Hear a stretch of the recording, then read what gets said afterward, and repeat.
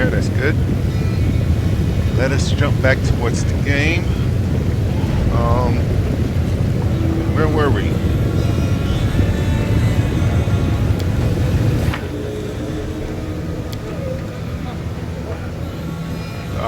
Yes. Still gotta explore Middle City.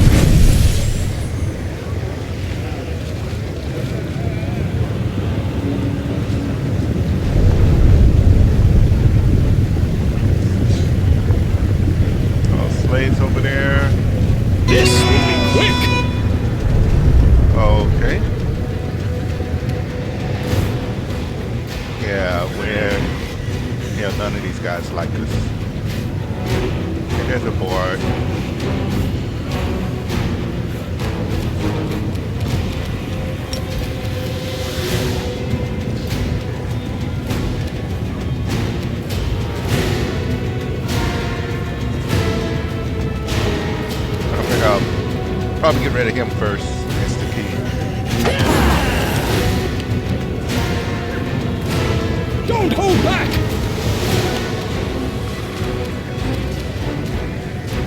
You've crossed the wrong mongrel.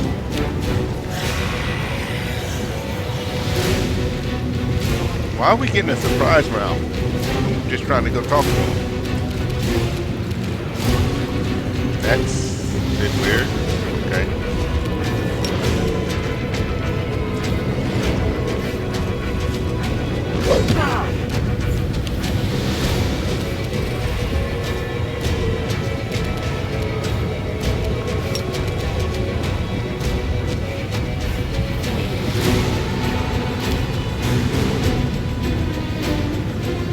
Oh, you're not on the Triceratops. Okay, that's what's going on.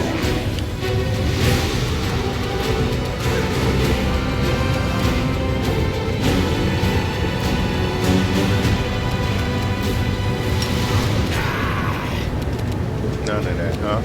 Okay.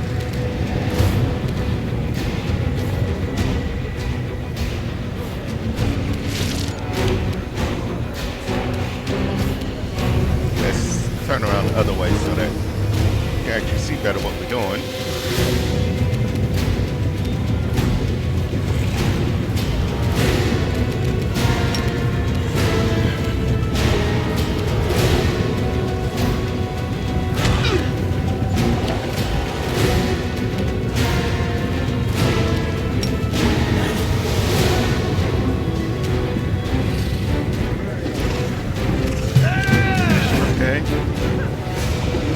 Let you go ahead and finish this guy off. Cover me, all right?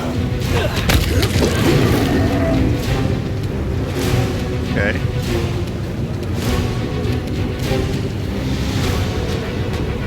Take care of this ranged citizen. Strike!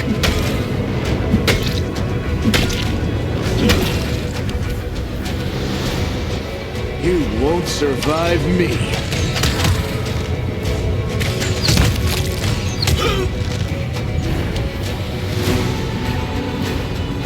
That guy's jumped in too. I didn't know that, but okay. Begone, fiend!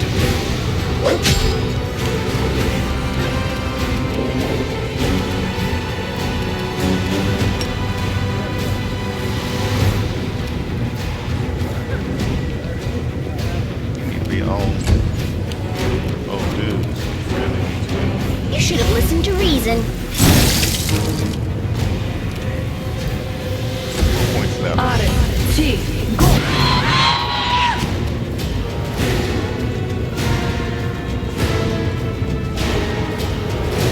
Okay.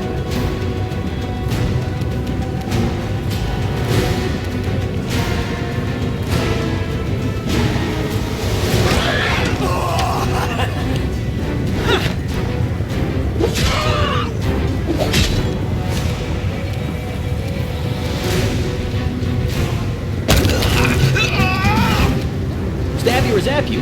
Why not both? You son of run! Alright, you're done. Die already! Okay.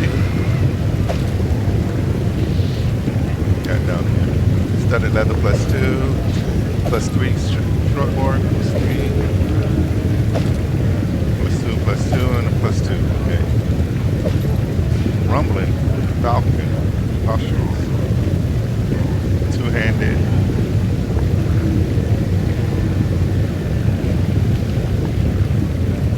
Okay. +2, +3 scimitar. Alright. Well. That's all of that.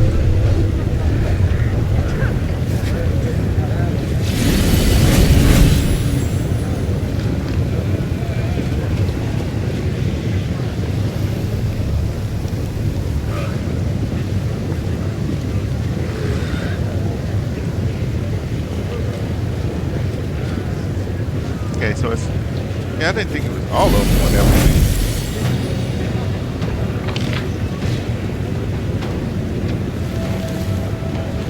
okay.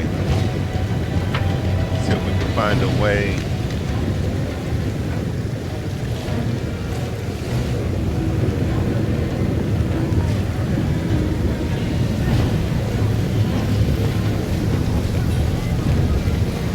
Through the flesh market.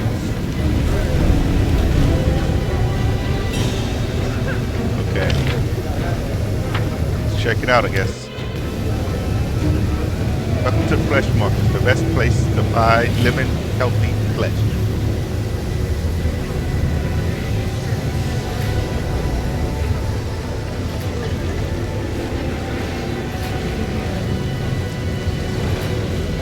All these people, yeah, let's talk to this guy first.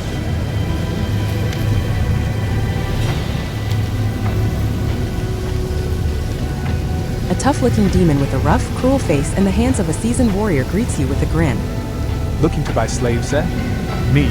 I've just sold off the shipment I captured during the last raid. I am Kurz, captain of the Bloody Bitch. Who are you? The demon stares at you in disbelief, then bursts into laughter. Who am I? I'm Kurz, known by some as Kurzgotstab, captain of the legendary Bloody Bitch. I'm the most famous damn pirate in the Midnight Isles. You must be a landlubber who's never set foot aboard an airship if you haven't heard of me.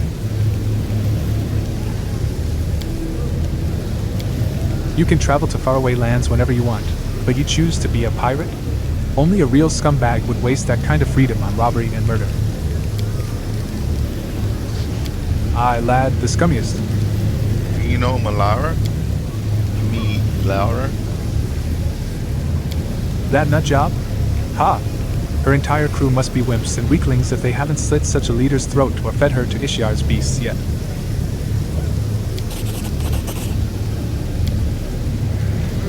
You can't help but notice that, despite Kurz's dramatic bravado, a spark of fear gleams in his eyes. Tell me about being a pirate. What exactly do you want to know? The life of a pirate ship captain consists of four things: his vessel, his crew, his experience, and Pazuzu's patronage, of course. You already have wings of your own. Why do you need a flying ship? Kurz eyes you with suspicion, as if searching for signs of mockery in your face. Sure, and what do you propose I do with all the loot carried on my back? What about the slaves we tuck into the cargo hold?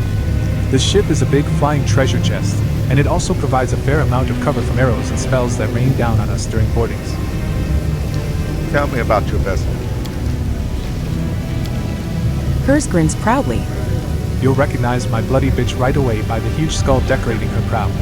We secured that trophy near Basler, and there was a great fight for it. A few other captains wanted to lay their hands on it as well. Aside from the skull, I've done good work on the bloody bitch. You can't find a better attack vessel. Her broadside can take a dragon strike, her three-quarter sails can catch any wind, and her ballistae don't rely on lousy spears, only alchemical fire. What kind of crew do you have on board? The toughest rogues and cutthroats you could ever want. They're my hand-picked collection, each one as bad as the next.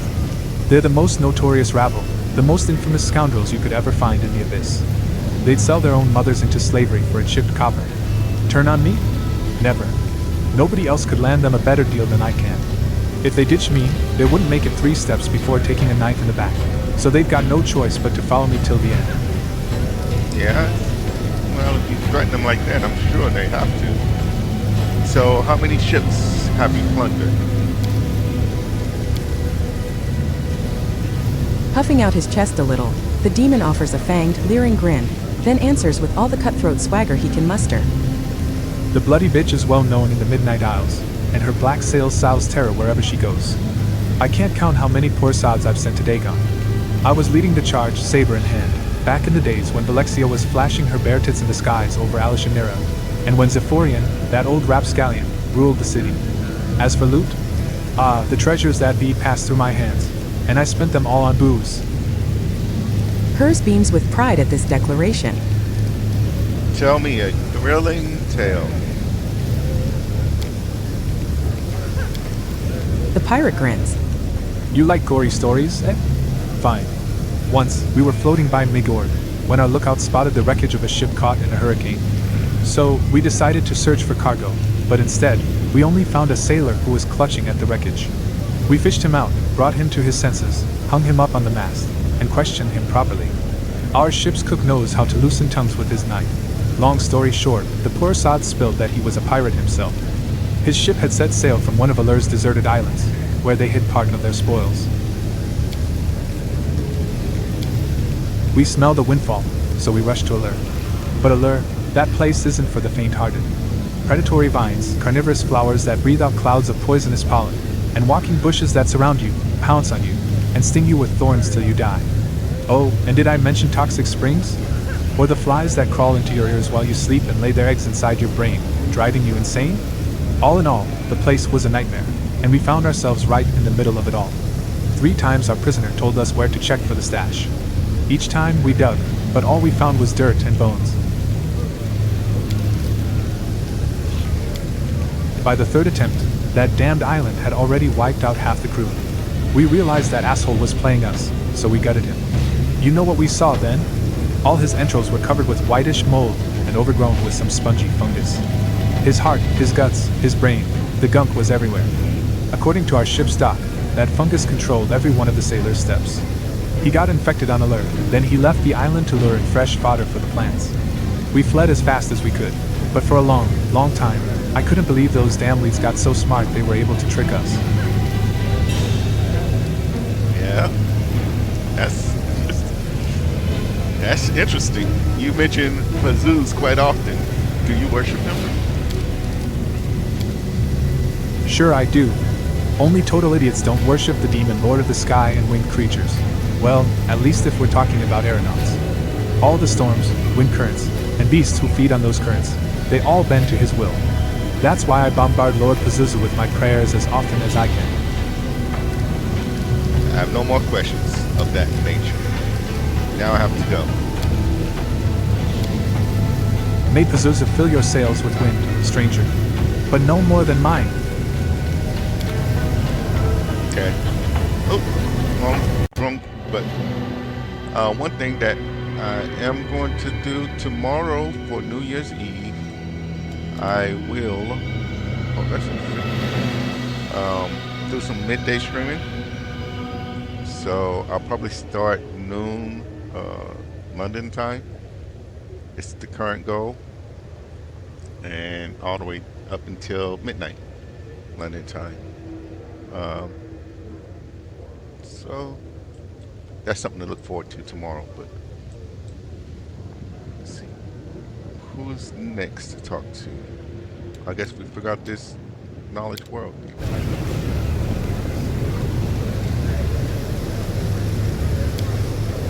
Oh, we can't go here. Okay, let's go back up. A success worthy of praise. Let's run to one of the largest slave markets in the abyss since the opening of the world. It has been flooded with captives from galore. See if we can put them out of business.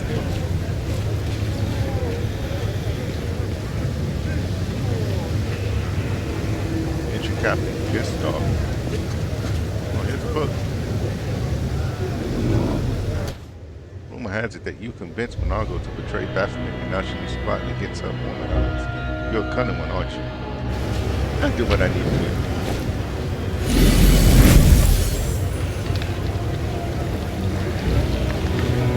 Somebody to know they didn't have many things to mind. It is a great honor. How may he assist you?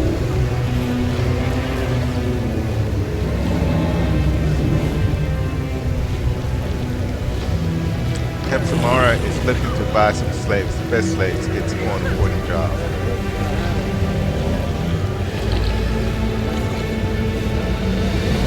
Allow me to present this fine specimen in extraordinary, belligerent, destructive, and vicious way. He killed 7 hunters before his capture.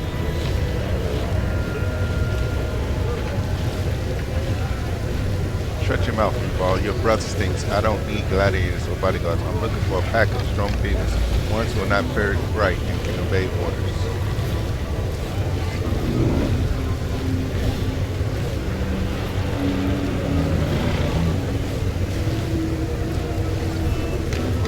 Barracks. In that case, perhaps my lady would be interested in this batch of creatures recently captured in the lower city. They are all strong and quite stupid.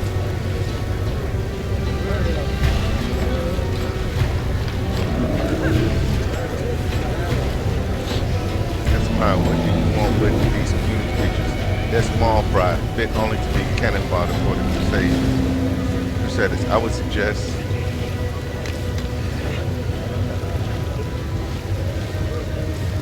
fine to be finished the preparations and send them to the harm of outer dreams. Be quick about it.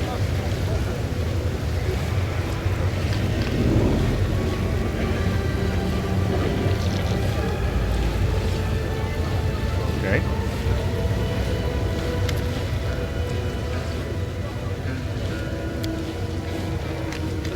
A dark-haired young man stares up at the ugly lump of flesh hovering in the air. Hello up there. I am blinded by your beauty. Please, descend to this humble mortal, and grant me the honor of a date with you. This dude. Again?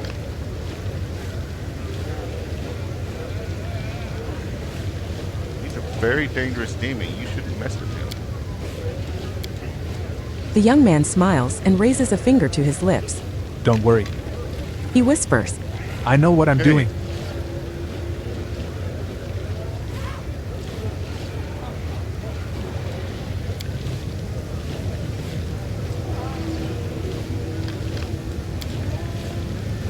The demon gives an indignant snort and begins to gurgle angrily. His tiefling slave translates. Master Sarzaxi says you have 10 seconds to get out of his sight, or he'll command his lackeys to gouge out your eyes. All right, I can take a hint. I'm leaving. The young man backs away and jots something down in his notebook. Okay. Done. Excellent source material. Now I'll go have a drink or two in the tavern and get to work. Okay. Just a second, everybody. My robot vacuum thing just came in the room after I thought I limited off to the rest of the house to do a sweeping. Be right back.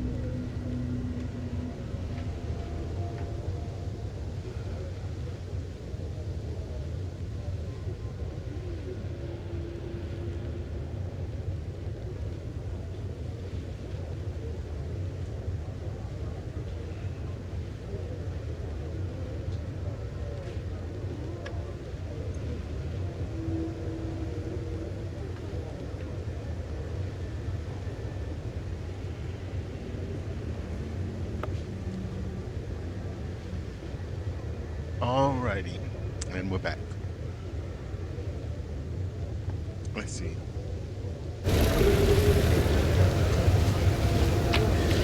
I guess if we go to the tavern, we forgot what he's doing. Already did that book so many times. Something's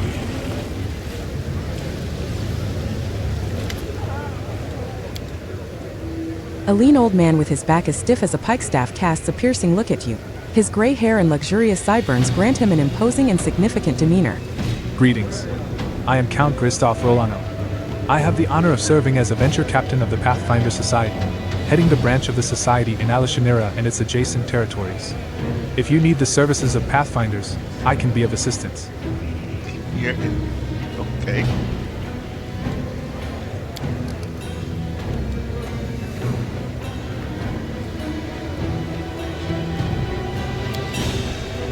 Casting a sharp look at you, Christoph hands you a sealed letter. I admit your appearance here did not surprise me, because I recently received this letter. It is addressed to you, and I have held it in anticipation of your arrival. What's in it? The tone of the venture captain is cold, like it's been just delivered from the crown of the world. I am not in the habit of reading letters addressed to others, and I have no idea why you would think otherwise. However, knowing venture captain Hyler, I would assume that it's about his persistent vendetta against a dangerous sorcerer called the Spinner of Nightmares. How did Hillor deliver this letter to you? Christoph smiles with amusement. The Pathfinder Society has many agents across many different planes. They, along with a touch of magic, provide us with the most widespread and effective mail delivery service you can imagine. Tell them to take the letter.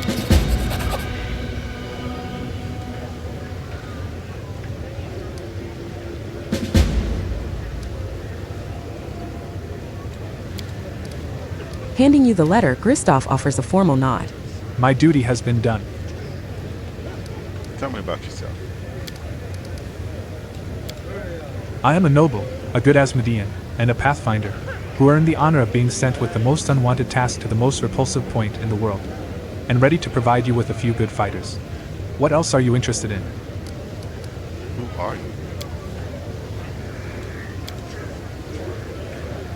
The old man lifts his chin and carefully strokes his amazing sideburns. Christoph Rolano of Long March, a hereditary Count of Kiliax and venture captain of the Pathfinder Society, at your service.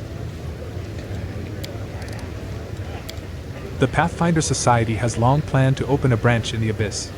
For obvious reasons, such an appointment didn't make anyone especially happy.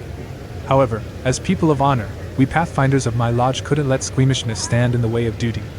All of us volunteered for this mission, and then the Decemvirate chose me as the most suitable candidate. Why were you sent to the Abyss? The venture captain shrugs. To buy slaves, of course. Or rather, redeem slaves. The Pathfinder Society sent me to provide help to dwellers of Golarion who have been enslaved by demons. Okay. Every day, I go to the slave market with a bag of gold and I return to our shelter with a crowd of poor folks, whose freedom I managed to buy. Unfortunately, there are always too many slaves and too little gold. We send the ones we save to Golarion. Some of them are opportunists and fighters who were unlucky enough to be imprisoned. They are grateful to the society and are ready to provide services to repay us for their rescue. When people who are looking for mercenaries contact me, my charges go to serve them, and the payment for their services fills our coffers for continued redemption of slaves. What you know this person? I personally think that an enemy has to be fought against, not traded with. But the management of the Pathfinder Society did not heed my advice. What's it like living in the Abyss? Christoph scans the landscape slowly, with dignity, and then says demurely, Abominable. The Abyss is a savage place, where everything that can be designed in a wrong way is. Everything is clear. I want to help the society by providing. The society has fixed charity rates, preventing corruption. I personally find this practice very wise. A donation for the prisoners of the Abyss is 50,000 gold coins.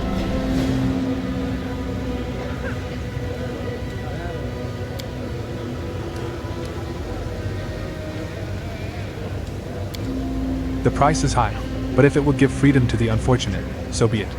Base profit is not worth more than a life. Handle this gold wisely. The Count respectfully takes the money from your hands. The Pathfinder Society is grateful for your help, Commander. The unfortunate folk enslaved by demons will glorify your name throughout the Abyss. I have to go. Have a good day, Commander. Need to keep culture out of slavery. Of course. They say you're not supposed to be here.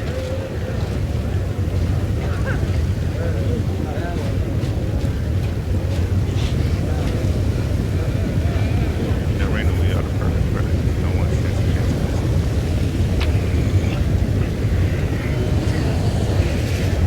Come on, hide them. I see that earlier.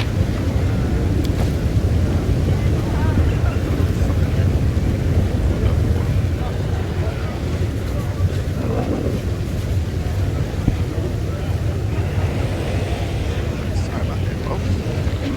That one just kind of sprung up on me. Alright, let's see.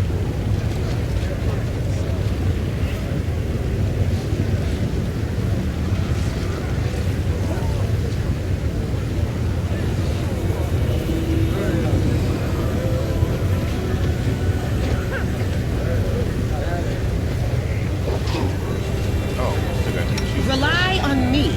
sitting back on top of your girl's head.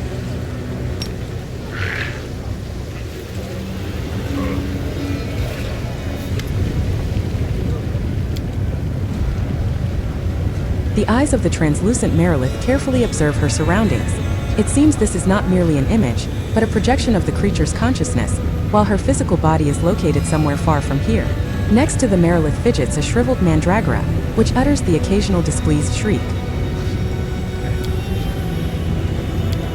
Ah, a visitor from another plane.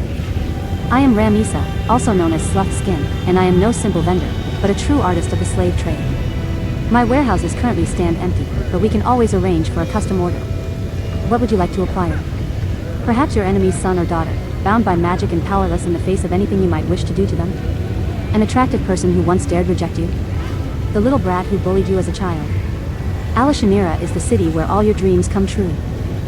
The Merilith licks her lips. Especially if they are dirty, bloody, and sweet dreams of possession or revenge.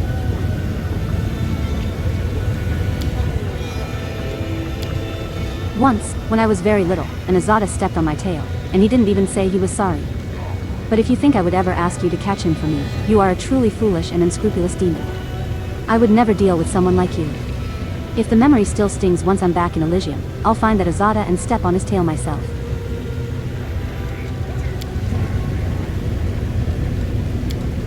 Oh, what a sweet and adorable dragon, and from Elysium, no less. How cute. Don't try to suck up to me.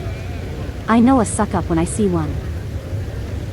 Evu proudly turns up her nose. What do you mean by artists of the slave trade? While others trade for material gain, I do it for art. Unlike others, I am not involved in the faceless shipment of goods. Each slave who passes through my hands has a personality. Each sale is a spiritual experience. Not long ago, I sent my hunters to track down and capture a brave rebel fighting for the freedom of his people. And then I sold him, chained and dressed as a pleasure slave, to the tyrant who had enslaved his homeland. Some may call it cliché, but I call it classic.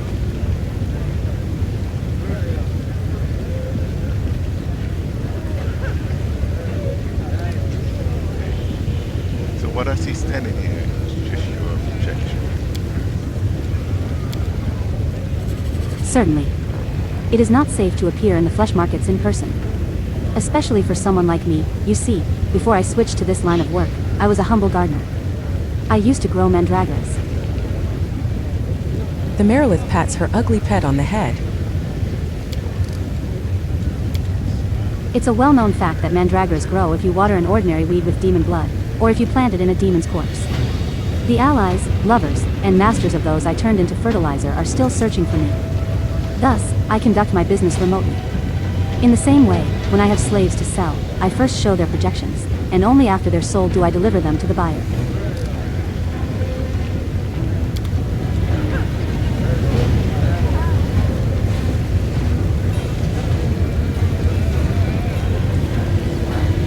See that little top.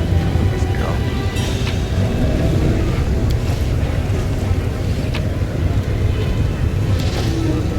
Draw some of the jackals.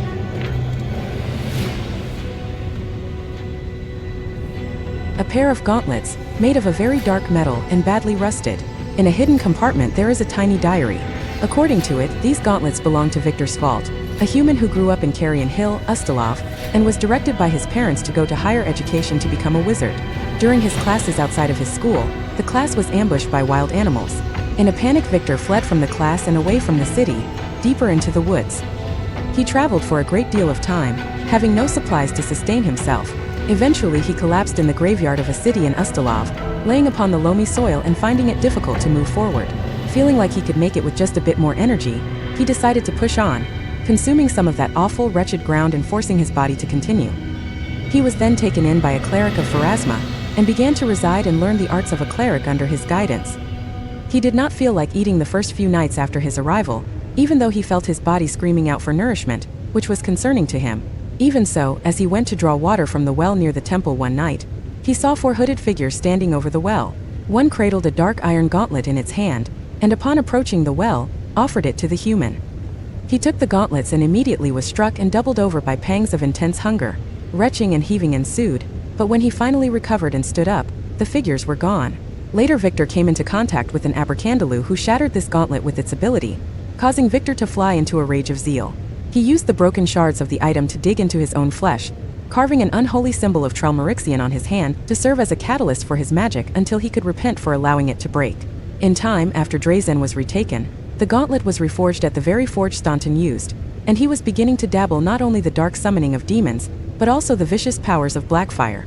He had focused on summoning dangerous creatures and snatching souls, and the gauntlet understood this. So it's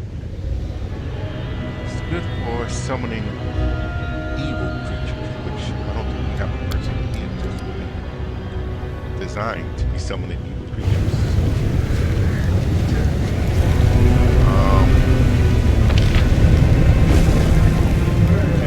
So I'm going to talk to that dude.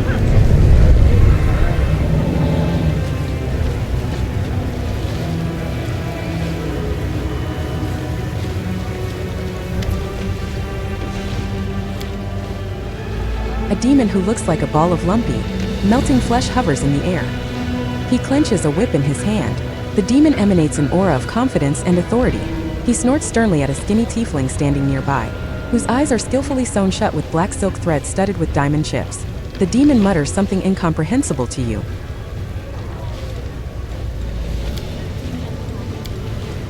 The tiefling speaks to you in a soft voice devoid of emotion. Master Sarxes welcomes you to the flesh markets, visitor from another plane. He noticed right away that you are a person of means. Though he himself has no interest in doing business with you, your presence benefits the flesh markets. So Master Sarxes is prepared to spare you some of his time. This slave will interpret his words for you, for he loathes speaking in any language except the one used in his homeworld. The suture's hideous face is marked with desperation. Overcoming his pride, he reaches out to you with his gnarled hand, beseeching your help with this humiliating gesture.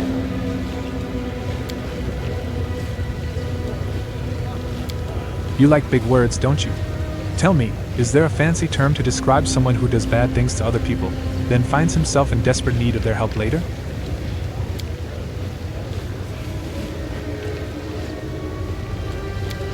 The suture nods sadly. There is. It's called karmic justice, also known as bad luck.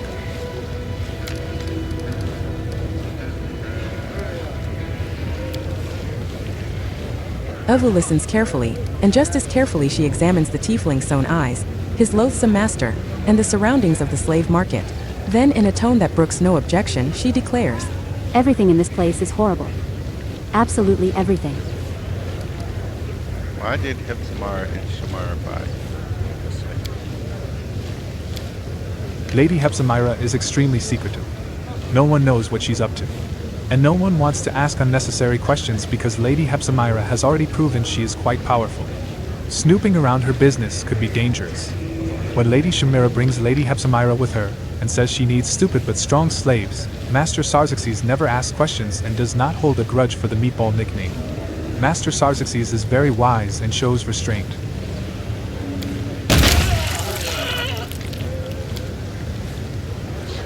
One of the demon guards clearly grows interested in the conversation and unconsciously leans forward. Sarxes whips him across the muzzle with a lightning-fast blow. The demon's head explodes like a watermelon dropped from a great height.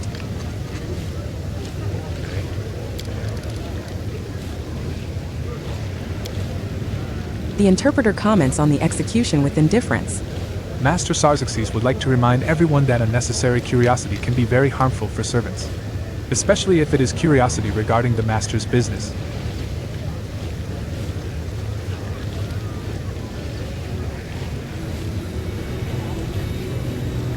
I think I'm going to look at Bond Sutra or whatever the term might be last. I like to see your slave. The tiefling's voice is emotionless and fails to convey the arrogant notes you hear in the demon's snorting. I'm afraid Master Sarxes must reject your offer. All his slaves were caught to satisfy personal requests by the most esteemed upper city residents. Master Sarxes is the most influential of the slavers, and he can't afford to waste his time on something as pointless as negotiating with a stranger. Who are you? The demon answers with a lengthy barking tirade as the interpreter listens carefully to every grunt.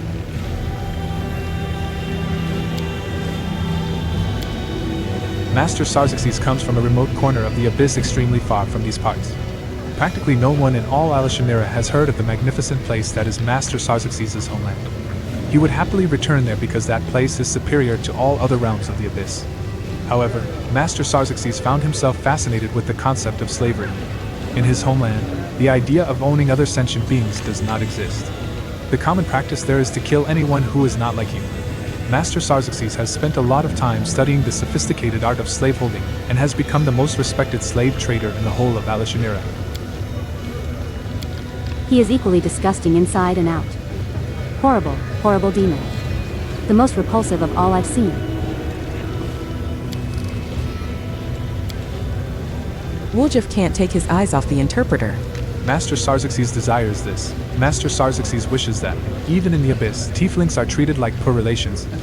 And there I was hoping things would be different here, but it looks like our kin has it rough on every plane.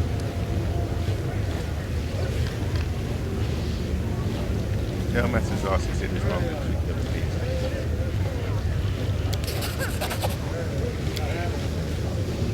as Listening intently to the displeased hoots, the tiefling adds a light touch of condemnation to his monotonous speech. Master Sarxes is deeply indifferent to your opinion regarding the slave trade and the order he has established here at the flesh markets. Master Sarxes does not find it necessary to listen to the advice of strangers who have come from a primitive plane that will soon be conquered.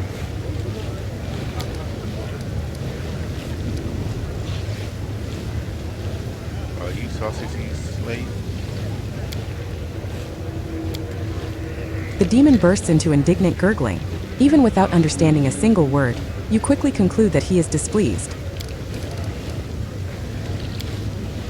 Master Sarxes wishes you to cease your attempts to bypass him and communicate directly with his property.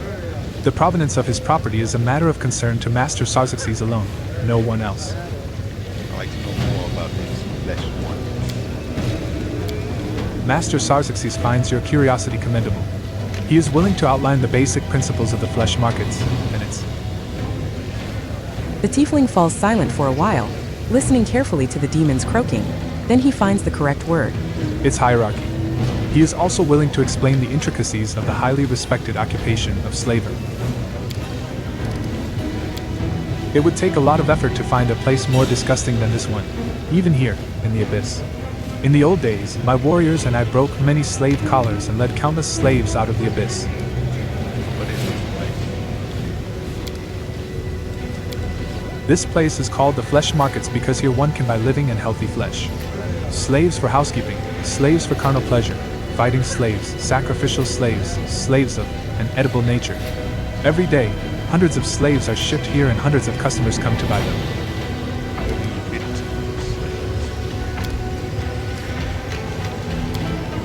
slaves? The majority of the slaves are captives seized during raids of other planes.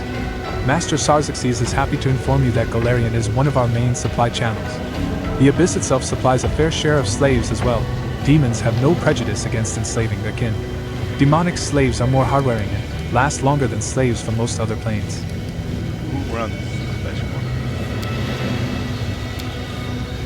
Master Sarzxes has the honor of being the informal head of the flesh markets because he is the main supplier to the upper city.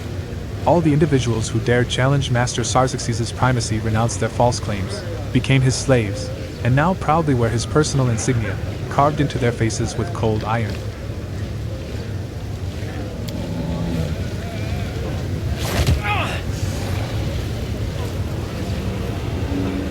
Okay. With a demanding crack of the whip, Sarzxes calls one of the demons standing nearby. The latter kneels hastily, obediently hides his eyes, and extends his hand palm up. Sarzxes seems satisfied with this display of obedience, so he lets the demon go by whipping him lightly over the shoulders and leaving a ruby-red welt on his skin.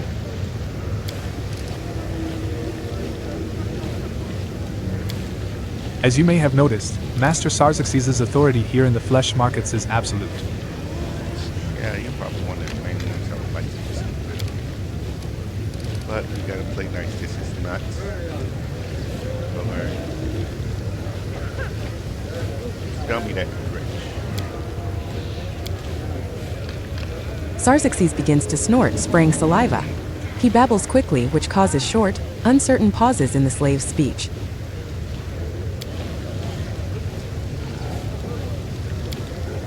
This dretch, like the other demons in this shipment, is set aside for Lady Hepzibah. Without a doubt, this lazy waste of flesh, caught today in the lower city, will never prove to be a useful worker. But he still belongs to his new mistress. She is a very influential person.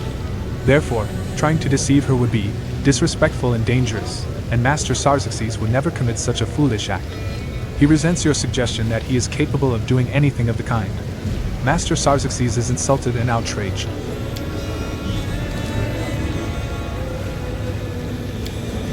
There are not many vices that can surpass the greed of demons, but pride is one of them.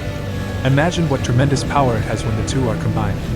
As disgusting as it is for me to give this advice, listen to me.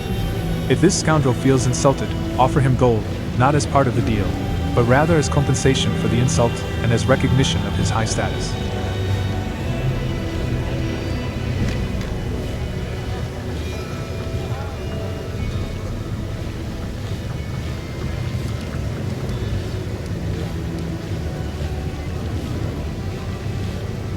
This still be beneficial for all. Semi-all.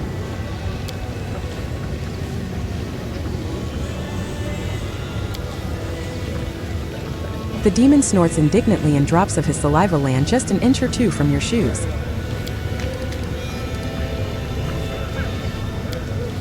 Master Sarzxes believes he's made it perfectly clear that your persistence is inappropriate. If you continue this conversation in the same vein, he will consider it a personal insult, and it will lead to extremely dire consequences for you. Yeah.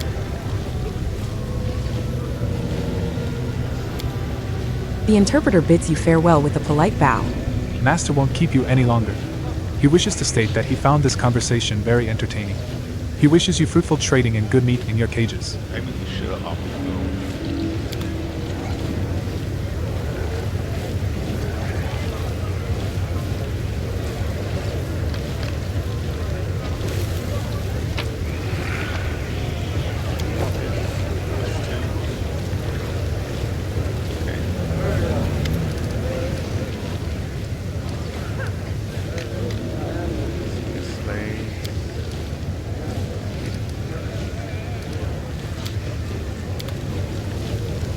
Unless we attack him. That looks like get him out of his pit.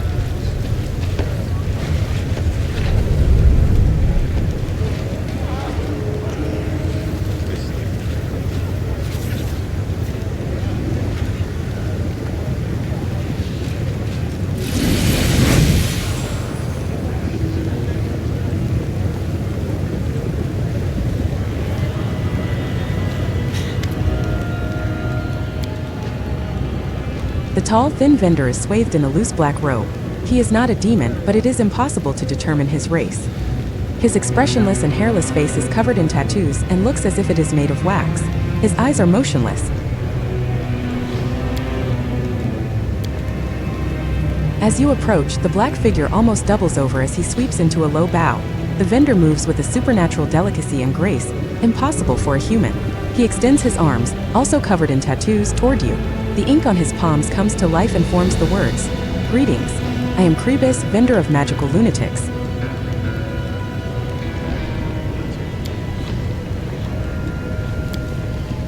The voice of the hand sounds contemplative. I can sense shadows, evil shadows that once served their old master, Viriavaxis, whom I fought valiantly but had not the strength to defeat. Beware this one, champion, for he is linked to powers both formidable and cunning.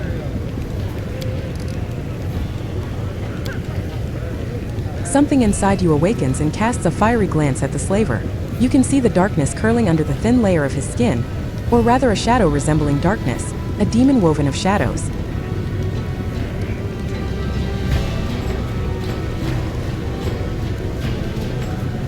What kind of slaves came along? With a slight nod, Krebis points at a group of slaves standing nearby. All of them are completely motionless, their backs unnaturally straight. They seem to be drugged. Their eyes are entirely black without a hint of pupil, and in the depths tiny blue sparks flicker like stars in the night sky. From time to time, some of the slaves utter something uncanny or barely comprehensible, then fall silent again. Tiny ink glyphs begin to appear rapidly on the slaver's palm, as if drawn by a skilled scribe. My lunatics. Magical ingredients for ritual sacrifices. Dissolved in blood. Fermentation finished. Distillation finished. Deposited into practical self-propelled storage units inside the slaves' bodies. High magic potential. The goods were examined and certified by esteemed Willidus. Approved for trading.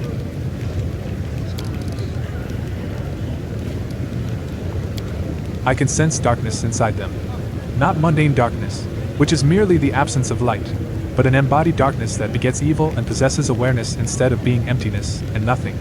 What cursed substances did he pump into these unfortunates? Keep an eye on them, for the darkness inside them waits for the right moment to be born into this world. What have you done to these slaves of mine? Snakes made of letters crawl over Krebis's hands. They are no longer slaves. They are vessels of magic. Their bodily fluids were drained and replaced by potions and decoctions imbued with energies. Their dried mummies were filled with the dampness of magic, and their dehydrated brains were filled with the mysteries of the universe. Top quality, Nahindrian, as they say here in Alishanira. Who are you and where did you come from? 3 words appear on the vendor's palms. Krebis from everywhere. The secretive stranger smiles lifelessly and shrugs. His soft, flowing movements are so smooth as to be almost indiscernible, as if he were not a creature of flesh but rather of melting wax. The slaver opens his mouth wide, and you see neither teeth nor tongue inside. The ink on his palm forms the words, "I can communicate." Show me your magic wares. The slaver gives you another low bow. One of his eyes suddenly rolls out of its eye socket. With a neat, gentle movement, Krebis touches the eyeball and returns it to its normal place, and then he points to his wares.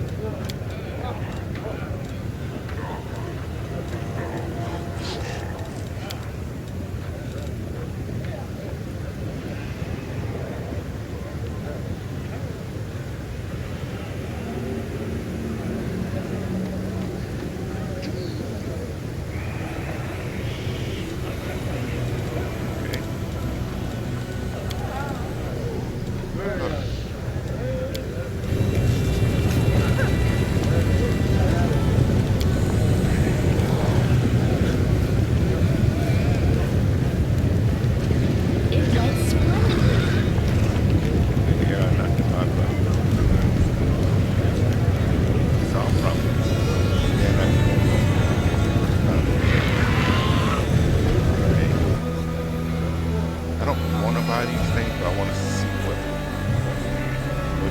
what happens. Just say that I'm going to buy these card evil and card darkness.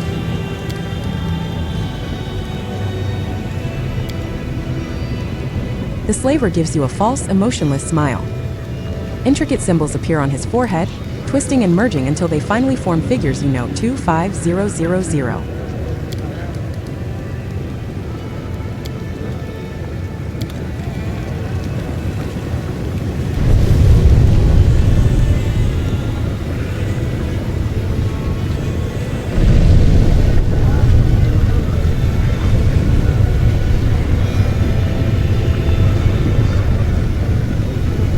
I'm gone.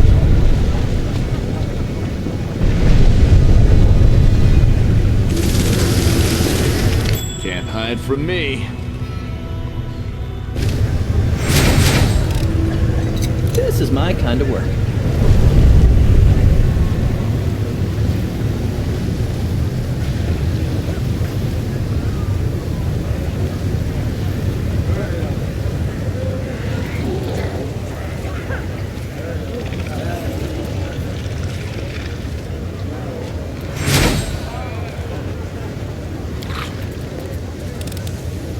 Pretty good, aren't I?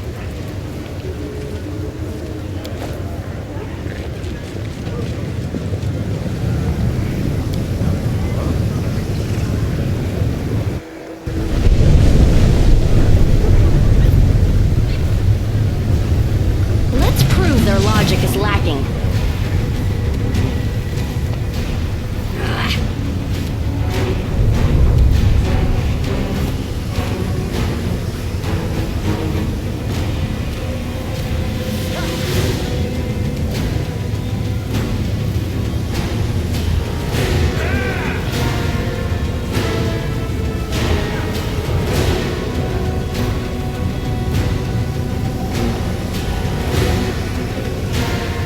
Distract them for me.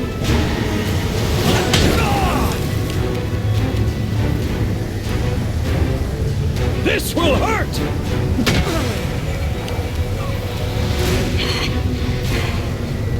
Make every strike count.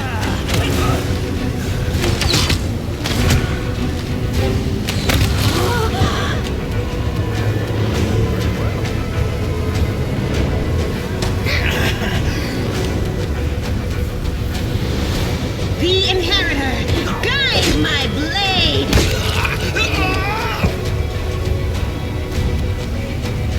Delay. And I don't want him teeing off at all.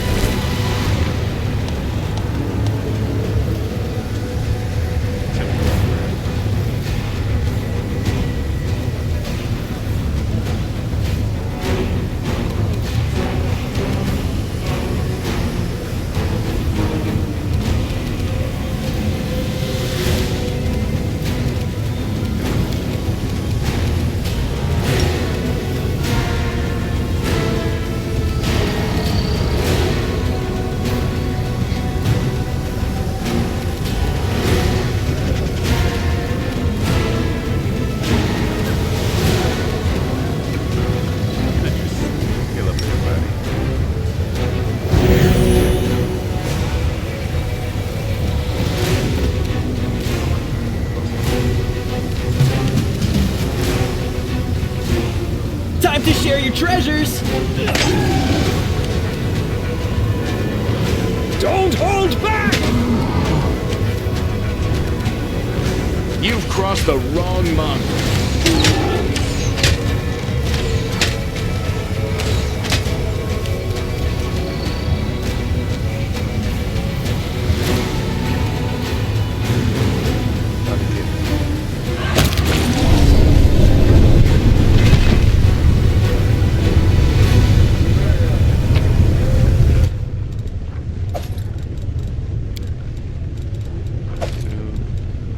One unholy, two.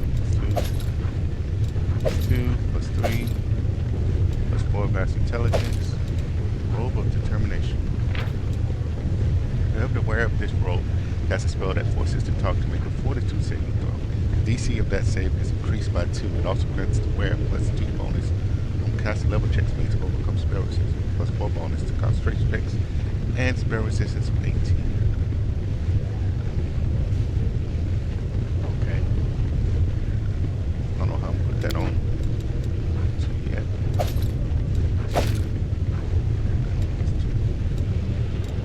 Got all of them? Yeah, okay. Now let's look at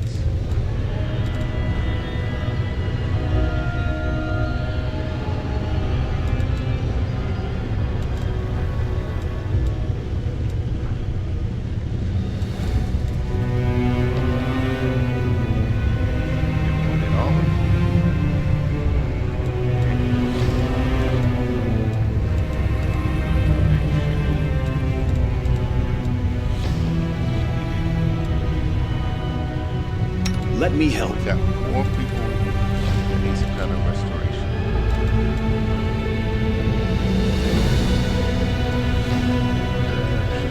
I have to go for restoration.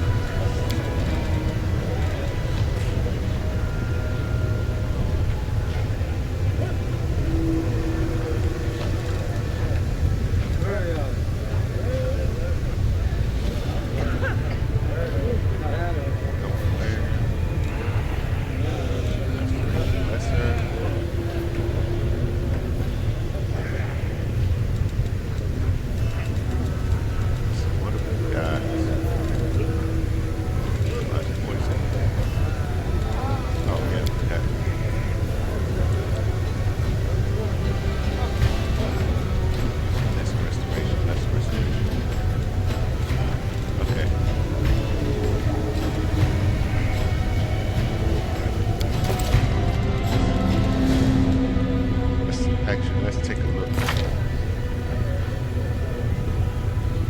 6 points of ability, right? 6.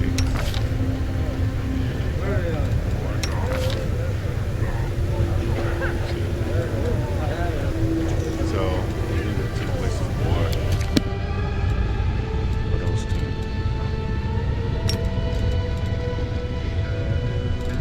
So first. Patricio Furios.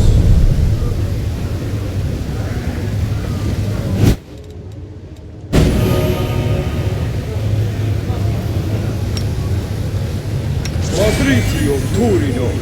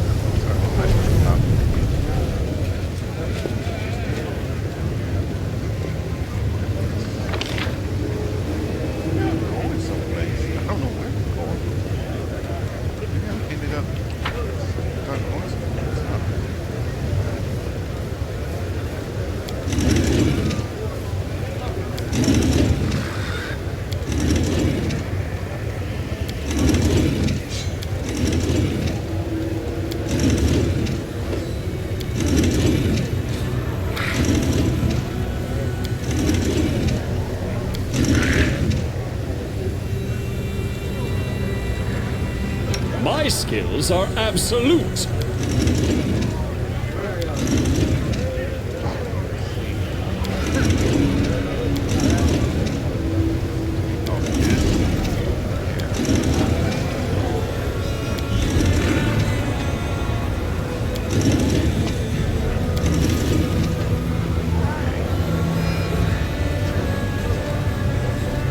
No reason to pause.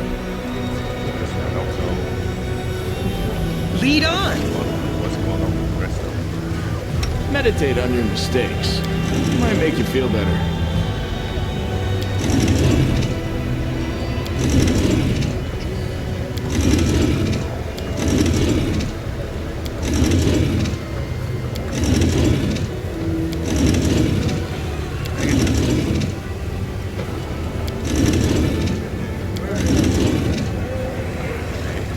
I am never wrong.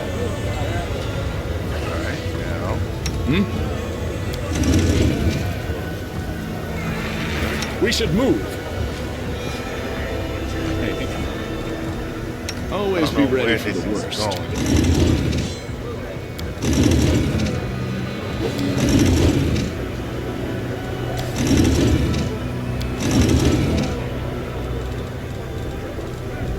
I'll take care of it.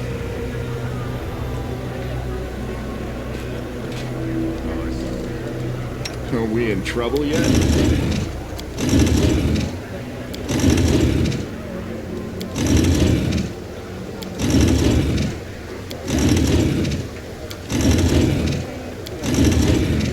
Okay, that's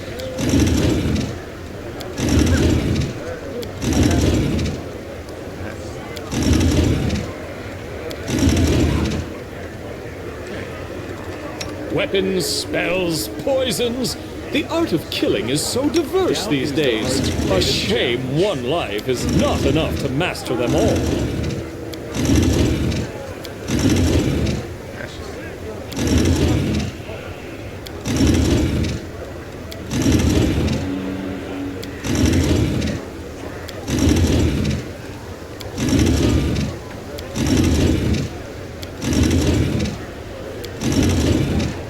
I don't know what's going on. That should My be it. skills are Can't absolute. go over anymore, so let's start finding out what's that. I'm all ears.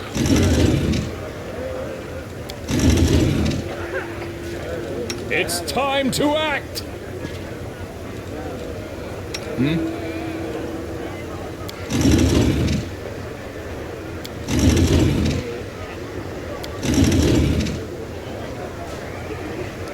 Now, I actually wonder.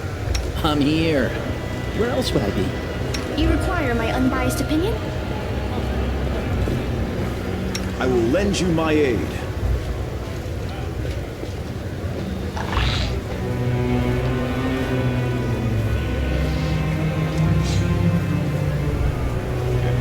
Always be ready for the worst. Okay. I'm always ready. Alright. Are we in trouble yet?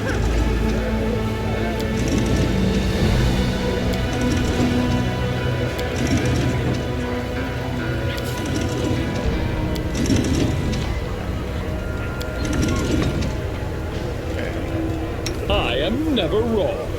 Oh, there we go. So yeah, we had to have some things find out what we want. What is this? Welcome respite. Heavy armor bandit. There's only 7. Level 6 armor check ability.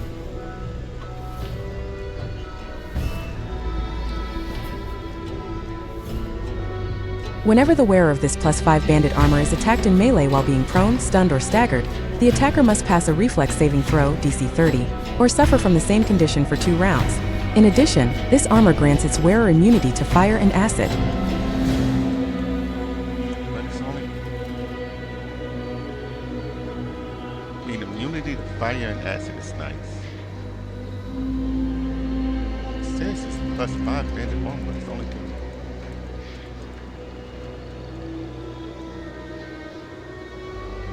Seven plus going to be what? 12 armor class? Let's take a quick look.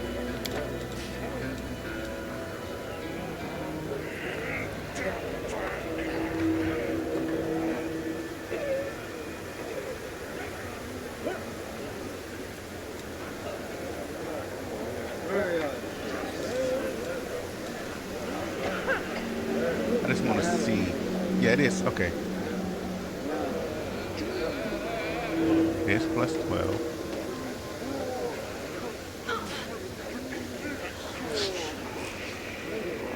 Prone, stunned, or staggered.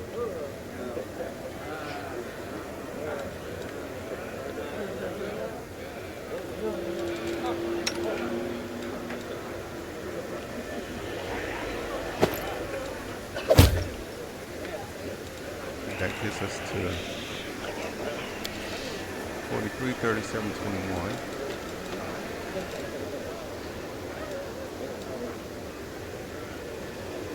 This phone is there. Oh, here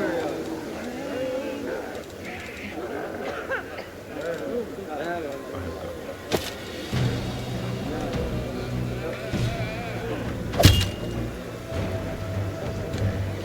Just plays around between these two. Keep that one. I don't want to worry about too much of a stun about that.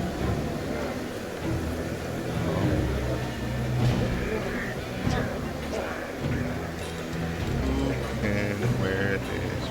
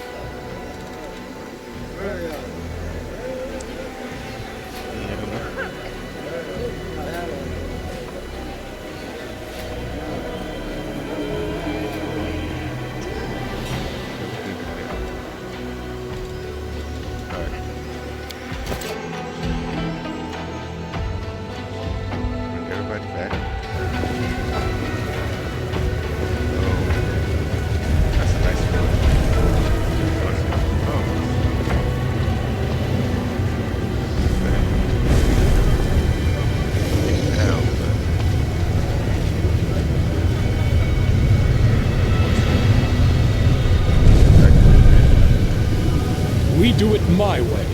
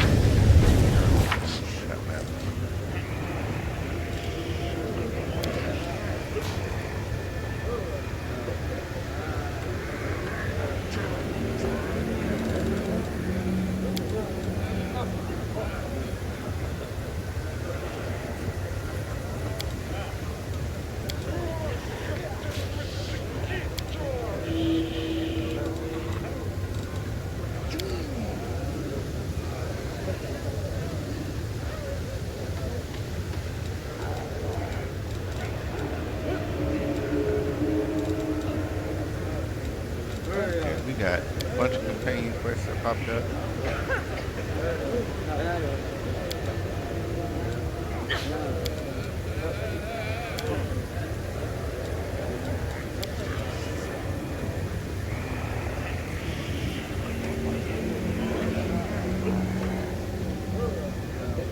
Let's go to Local City.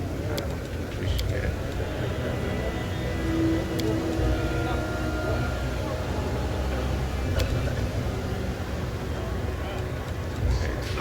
So we're supposed to try to gain an audience.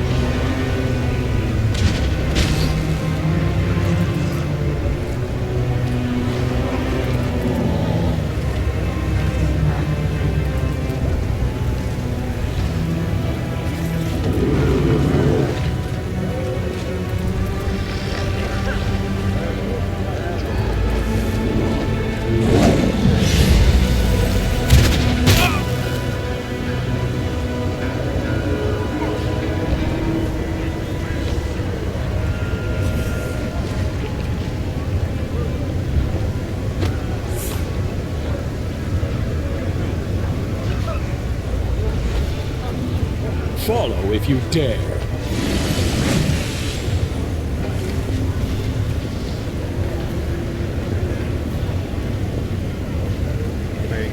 Give me a moment of time. Okay. Back verb. A thin Aasimar, good breeding apparent in every line of his aristocratic face, addresses you. Greetings and welcome to this dismal place. My name is Latberg, and I ask for your help. I beg you, show mercy, not toward me, but toward these young and innocent maidens. They are my wards, and they were unfortunate enough to be abducted by demons. Serenity herself bestowed a revelation upon me, which prompted me to settle here and aid my brethren doomed to a dark and cruel fate. But my strength is all but gone, I swear it. I need assistance now more than ever. Aasimar women drift out of the house, standing like silent shadows behind Latverk. The faces of many of the women are covered in scars and their gazes are cold, as if numbed by suffering and despair. Soziel nods with encouragement and sympathy. Just keep holding on, friend. This is a mad place inhabited by mad creatures. But that makes your work all the more important.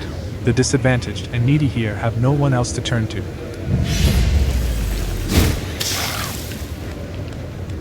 How may I be of assistance? Freeing enslaved Aasimars has become my trade, you see. These women are former captives whom I saved from the monster's clutches, and I protect them to the best of my ability. But I've heard a new shipment of slaves is about to arrive in the flesh markets, and there is nothing I can do to break their shackles. Please do it in my stead. Please buy their freedom and send the women here. I can see that you are a traveler of means. A single act of kindness should not inconvenience you excessively, but will be forever indebted to your compassionate soul. Such a kind and generous soul is a true rarity in the Abyss. We ought to help him, champion, not just to save the poor slave women, but also to strengthen his faith in the righteousness of the path he has chosen. How did these Aasimar women end up in the Abyss? It's weird, that's only women. The Abyss hungers for new slaves, so it sends countless raiding parties to other planes to stave off its cravings. These poor young women were captured on Golarion. I've never seen anything viler than those ruthless thrall hunters prowling in search of defenseless victims, sniffing out the weak to enslave, clamping collars around their necks. Where can I find these captives? As far as I know, the thrall hunters were hired by a slave trader named Dayunk, a hideous demon utterly lacking in morals. I'm sure you'll find him at the flesh markets gleefully counting the coins from selling his chattel. Why don't you find it quickly, sir? The man sighs and throws up his hands. Alas, I simply cannot afford such an expense. My meager income is spent on buying the freedom of these poor souls. When demons see an Aasimar customer, they raise the price and conspire to keep me from purchasing anyone. In their eyes, the glee of thwarting me is worth the lost profits. Why did they bring these Aasimar women to the Abyss? It pains me to say this, but I can think of only two options, and both are equally terrible. Perhaps they will be sold to the 10,000 Delights, a filthy whorehouse where corrupt souls indulge in the most immoral and vulgar of pleasures. The other option is even worse. I've heard Shamira, the mistress of Alishanira, is a former celestial from the upper planes who once served the Everlight. This partly explains Shamira's irrational hatred of Aasimars. They say she buys my kinsfolk and takes them to her harem of ardent dreams, where she tortures them without mercy, then she dines on their flesh. A monster!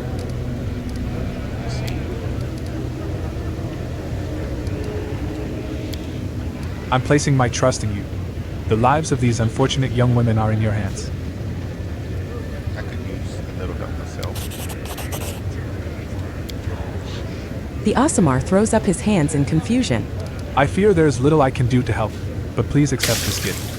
You have a martial look about you, and I have no doubt you'll make good use of it. The man hands you a flask with a healing potion. Then he hides his hands behind his back to show he does not expect payment for his generosity and would refuse it if offered. I have a few questions. I do not doubt this. You could hardly have expected to meet a member of my race in the Abyss. Besides, the very nature of my calling, which is dictated by both altruism and compassion, must seem strange and unnatural in this place. I am used to questions and will gladly provide whatever answers I can. How do you survive? The Aasimar gives a stoic sigh. It isn't easy. My ancestry alone enrages demons and makes them want to try to do me harm. There have been numerous attempts on my life, and they have often tried to destroy the house where I shelter my wards. Nocticula's strict ban on harming visitors from other planes may protect me from the claws and blades of my malevolent neighbors, but it is powerless to keep them from spitting at my feet, scrawling profanities on the walls of my house, or endlessly plotting against me. What are you doing here? I had a revelation sent by the merciful Serenity. I realized I must descend to this grim place and bear witness to its countless terrors so that I might aid those in distress. When I first visited the flesh markets, I saw young women, my kin, locked up in cages. They had been abducted from a different plane and put up for sale like goods or livestock. So, I immediately purchased their freedom and brought them here. I've been freeing Asamar women who end up in Alishanera ever since. I wish I could do more. This place is teeming with tormented souls. But alas, there's a limit to my abilities, not to mention my financial needs. Why do you help only women? Because they are weaker.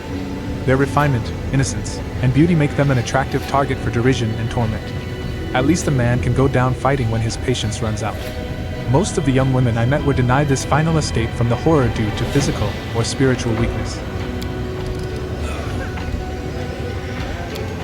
I wish my Lady Iomity could hear these words. There is a small chuckle in the angel's voice. This mortal must be kind-hearted yet blind if he perceives spiritual weakness in those who often accomplish feats, both great and small, without a sword in hand, with nothing except passion and dedication. What happened? They survived truly monstrous abuses. The demons showed no mercy, subjecting these unsullied flowers to abuse and torture. Disgusted by their beauty and purity, the brutes trampled their innocence into the dirt. I tend to their physical wounds, but their hearts bleed still. They have withdrawn into themselves. They do not speak, not even to me. I hope one day I'll be able to return them to some semblance of a normal life and send them home. One more question. May I spend the night in your home? I am very sorry. I would gladly shelter you, but there is no room in my home. My wards and I barely have room as it is, and we live in abject poverty. Moreover, the women need to feel safe so they can heal. They need to be surrounded by familiar faces and protected from even the slightest hint of danger. Letting armed strangers stay in our home would bring back traumatic memories, and it would be cruel under the circumstances. Please accept my sincere apologies.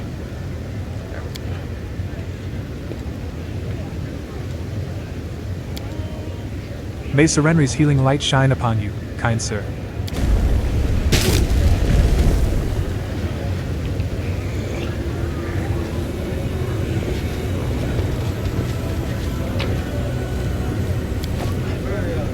Go in, see what's there.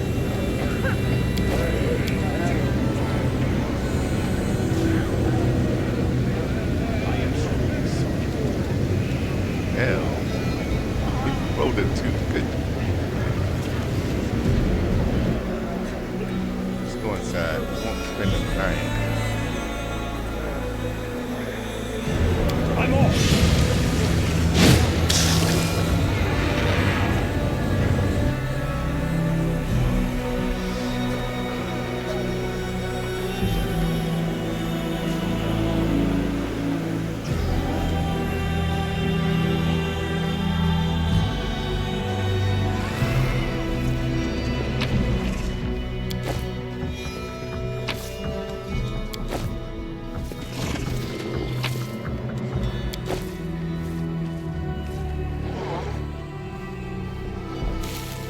Okay, so we can't get any further.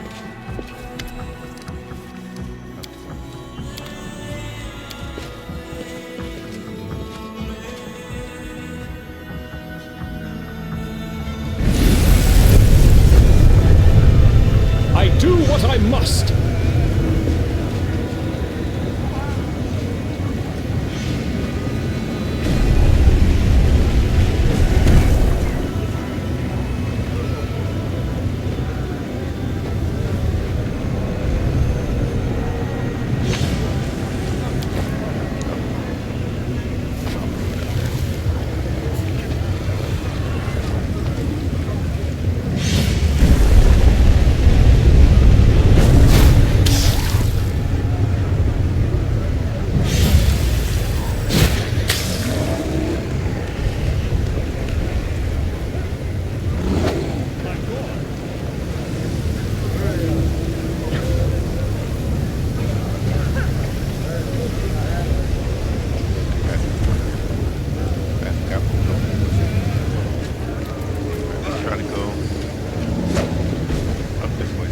We do it my way.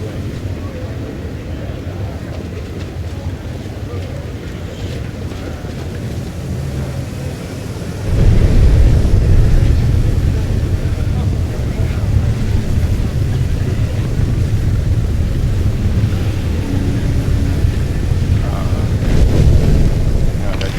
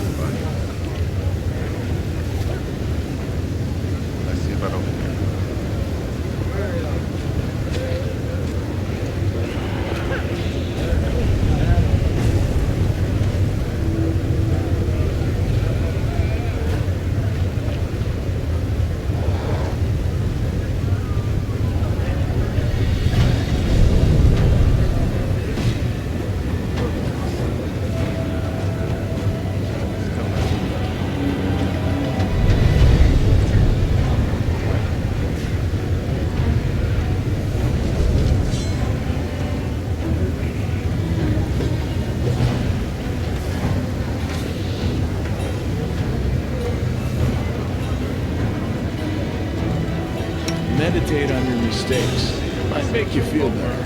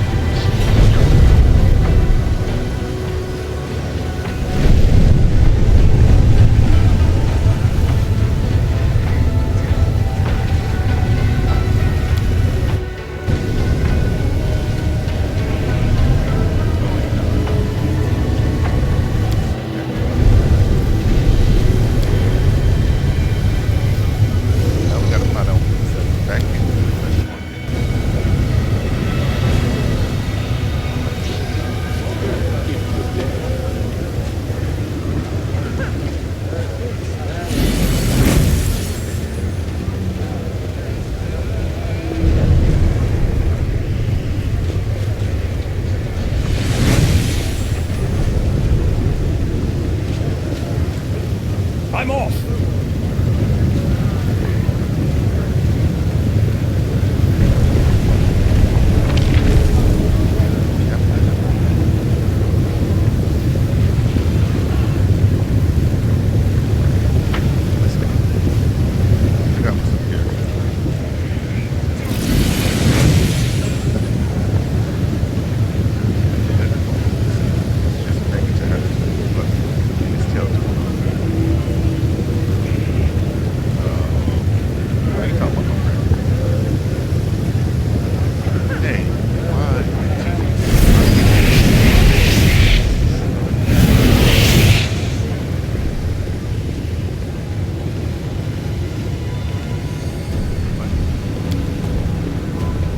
We got a problem. The dragon's been swiped. I see.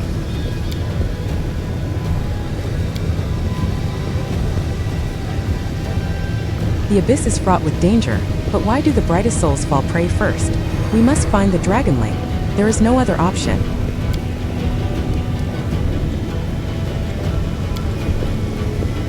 A familiar, hazy apparition appears before you. Early sunset is reaching out to you again. Yunlurk, what just happened? I sensed a surge of power. Your power burns hot like a fever. Could you explain more clearly what you sensed now? I came here to study your power and deal with its chaotic surges. It was not difficult for me to trace it the moment it manifested. So what happened? Who was abducted by demons? The dragon? Ah, now I understand. She is the thread tying you to Elysium, and she is inextricably linked to your power. Early sunset is silent for a moment, clearly lost in thought. What an alarming situation. We need to speak as soon as possible. I'll wait for you at the former rift in the Midnight Fane. Oh, okay. We got so much stuff trying to pull us back to Midnight Fane. I do what I must!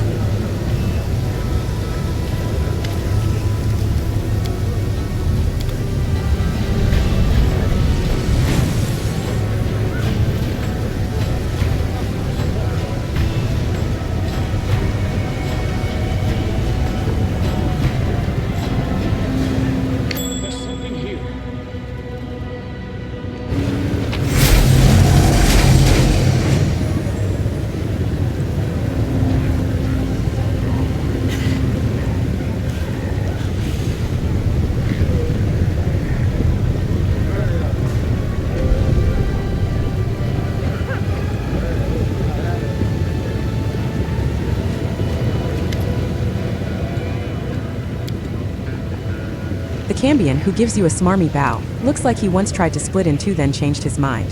His chest is twice as wide as it should be and double pupils stare at you from each of his eyes.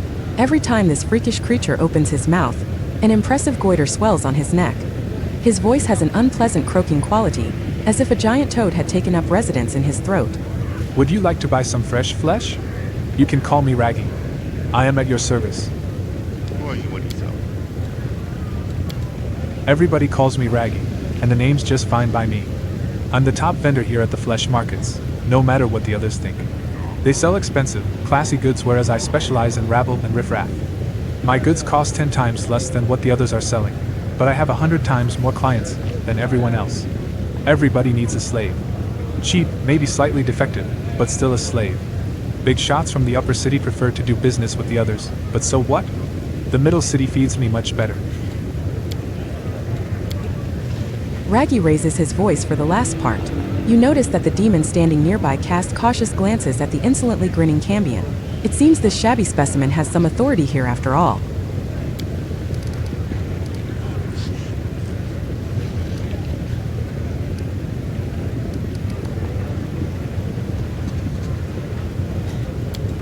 Besides, I don't just sell live goods, I sell the stuff that used to belong to these poor fools as well.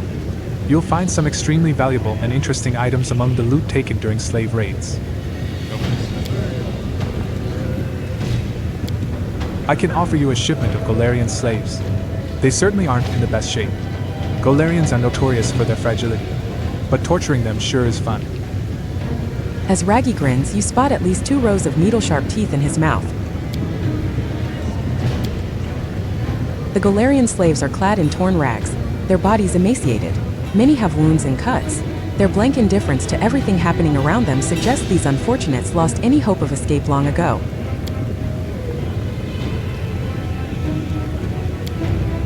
Sela looks at the slaves with pain in her eyes. Oh, you poor souls, what have they done to you? It's over now, we'll help you. Where are you from? We come from all over, my lady paladin. Most of us were captured back in Canabres. As for me, I got caught on my way to Nerosian. I was on leave, going to visit my family. Wow, that's quite a journey you've had, but you will get to Nerosian and see your family again, I swear on my life. You hear me? Hold tight, and tell the others not to lose heart. Sela turns to you and says gravely, We must get them out of here at all costs. We can't abandon our own. If we did, we'd be worse than scum. See how much it costs us.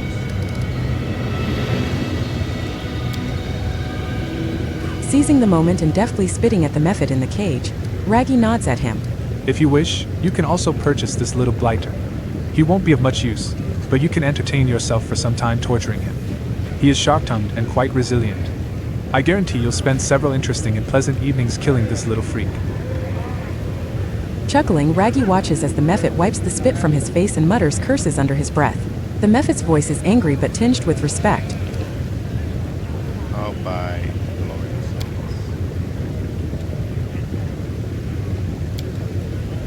The double pupils flicker with greed. After feigning indecision, Raggy finally states, 15,000 gold coins. I won't accept any less. I can get 15,000 selling those wretches as meat.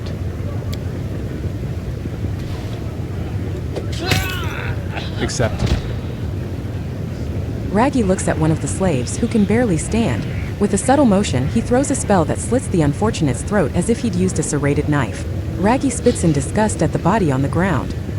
He doesn't even bother to wipe the splashes of blood from his face. That one was completely defective. It'd be shameful to offer it to a respectable buyer.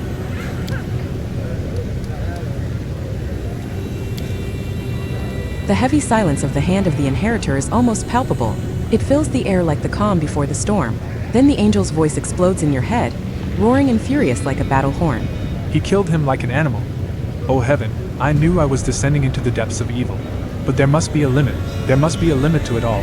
If not today, then someday, I will descend into this den of sin to punish the murderers and save their victims.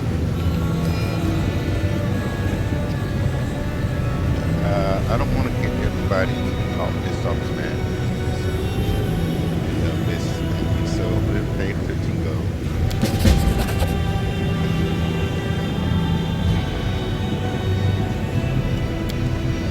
The slaves look at you with hope. They are drained but not yet broken. One captive, who looks even worse than his peers, almost falls, but his friends prop him with their shoulders. One of the slaves, a scrawny young man with a crippled leg and a hungry wolfish face, slowly gets down on one knee before you. May the gods bless you, my lord.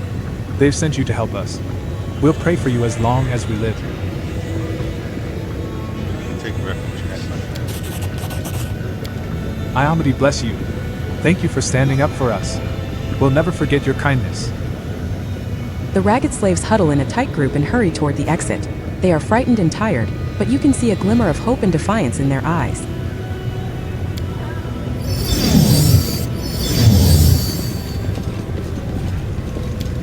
You did as every true Galarian should by saving the people from your homeworld from slavery.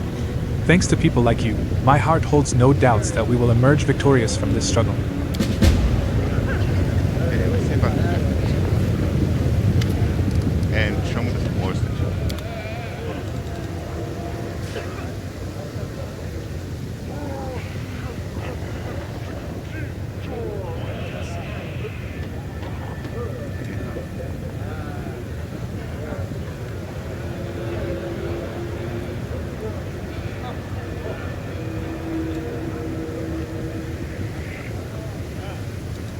We don't have the money for this stuff.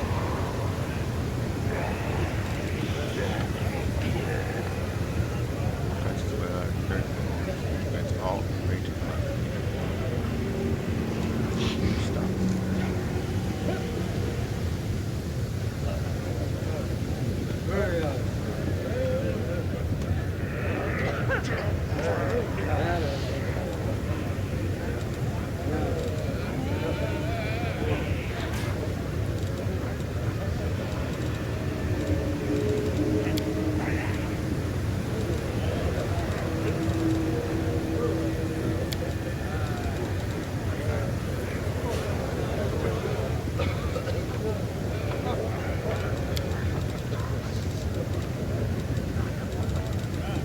Let's look and see what all this is sell.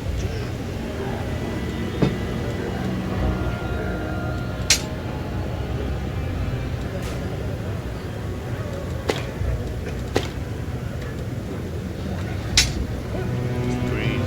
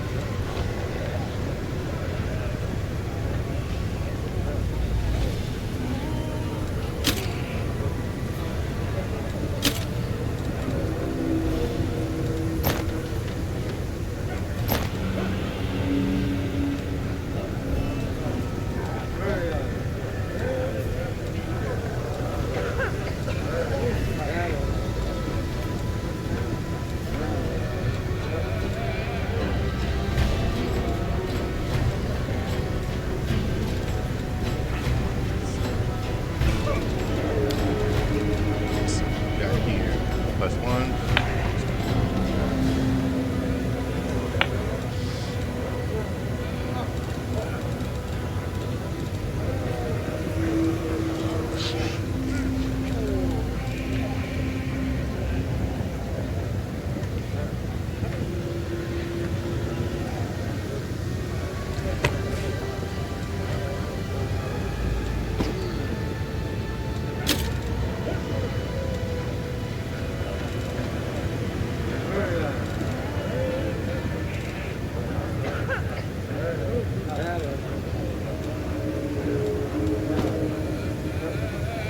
Everybody has a decent coat already.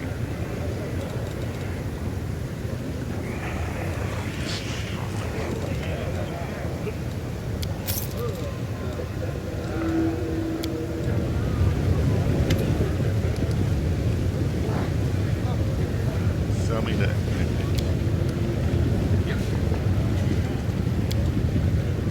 I won't ask much for this nasty piece of crap. 10,000. And watch your fingers. This little prick bit off a few of mine when I was chasing him. The Cambion shows you his hand. It is hard to miss the fact that the number of fingers is still far higher than usual despite the missing ones bitten off by the mephit.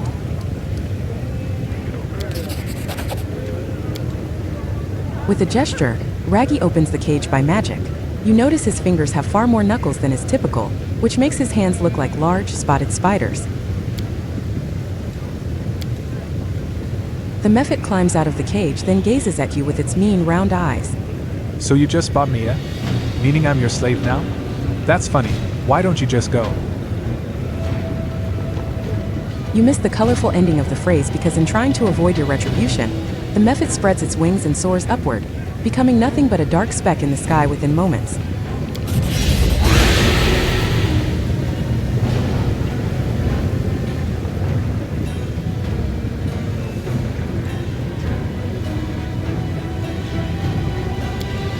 Raggy laughs nastily. How awkward. You should have grabbed him as soon as he was out. Here, take this as a consolation prize. This is a ring of Mahindrian courage, an extremely valuable item. All the best gladiators wear these. With a wicked gleam in his eye, Raggy bares his sharp teeth in an insolent leer.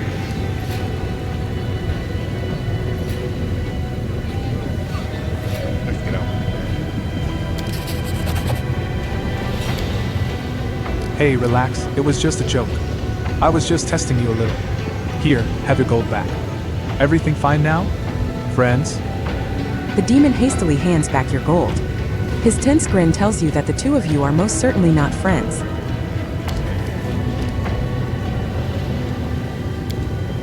Raggy frowns and shakes his head with regret.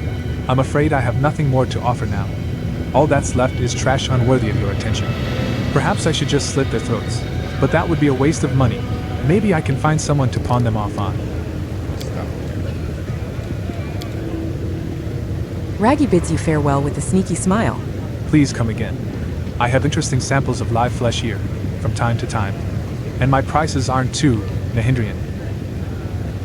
Raggy spits out the last word with a special mixture of envy and contempt.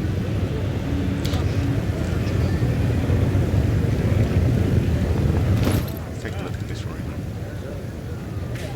Whenever the wearer of this ring is being attacked with a ring weapon, they gain plus more opponents to AC. One extra attack of opportunity and its speed is always maintained for one round. Interesting.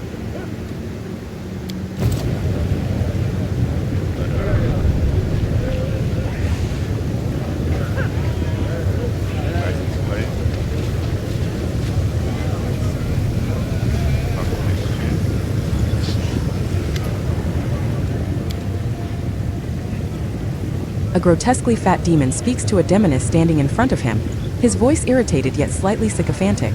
If you want to get these sweet Asamars for the 10,000 delights, cough up 50,000. Just look at how delicious they are. These girls haven't yet been whipped. Your clients will be clamoring for them. And after they become too worn out, they'll make a magnificent stew.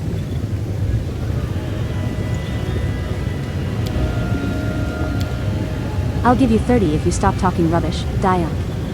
Or keep going, and you can steer clear of my palace of delights. You can pleasure yourself on your own, you fat chunk of rotten meat. Do you want to get on Shivara's bad side? Do you really want that? The Asamar slaves standing nearby try to avoid looking at the angry demoness.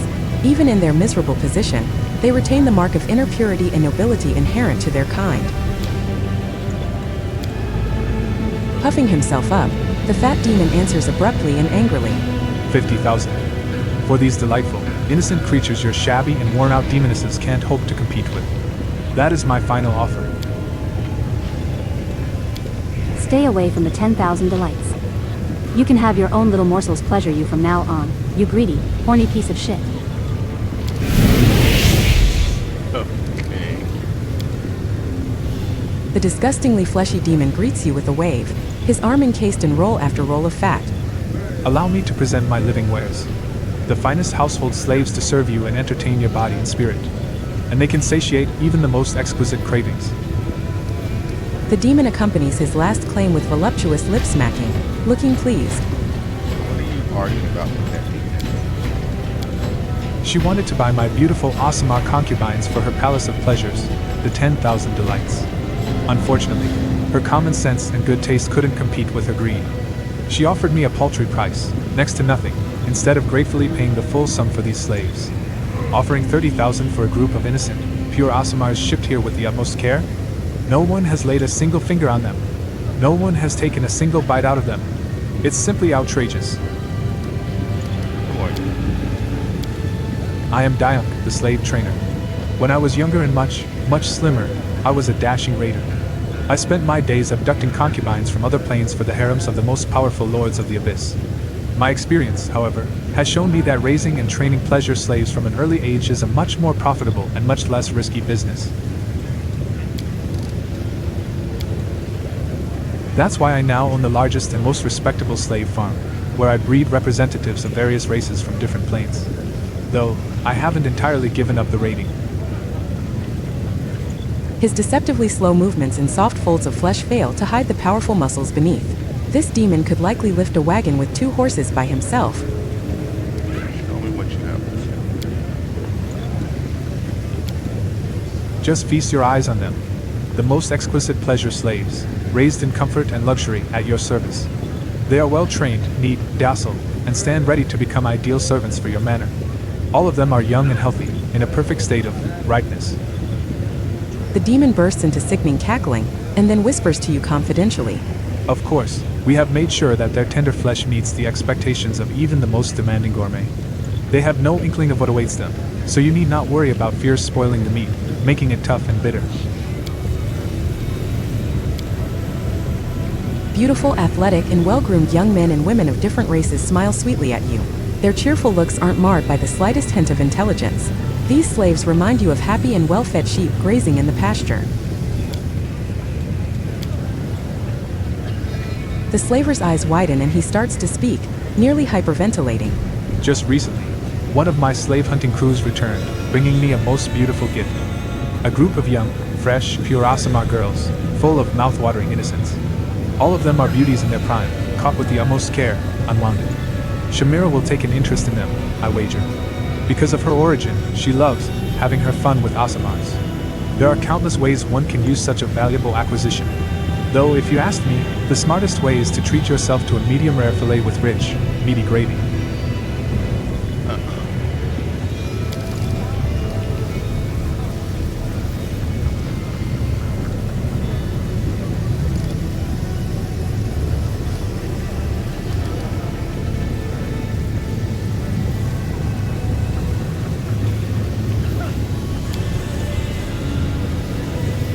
The Asamar women look pale and scared, but even in captivity, they manage to retain their dignity and refuse to let the demons savor their fear. As Dion continues his nauseating commentary, they raise their chins higher and do their best to maintain cold, detached expressions. Allow you, please. The slaver stretches his lips in a predatory grin. It's been a long time since I last had Nahindrian goods such as these for sale, if you know what I mean. They'll cost you 25,000 gold coins. The slaves exchange pleased whispers as they hear the high price their master has asked for them.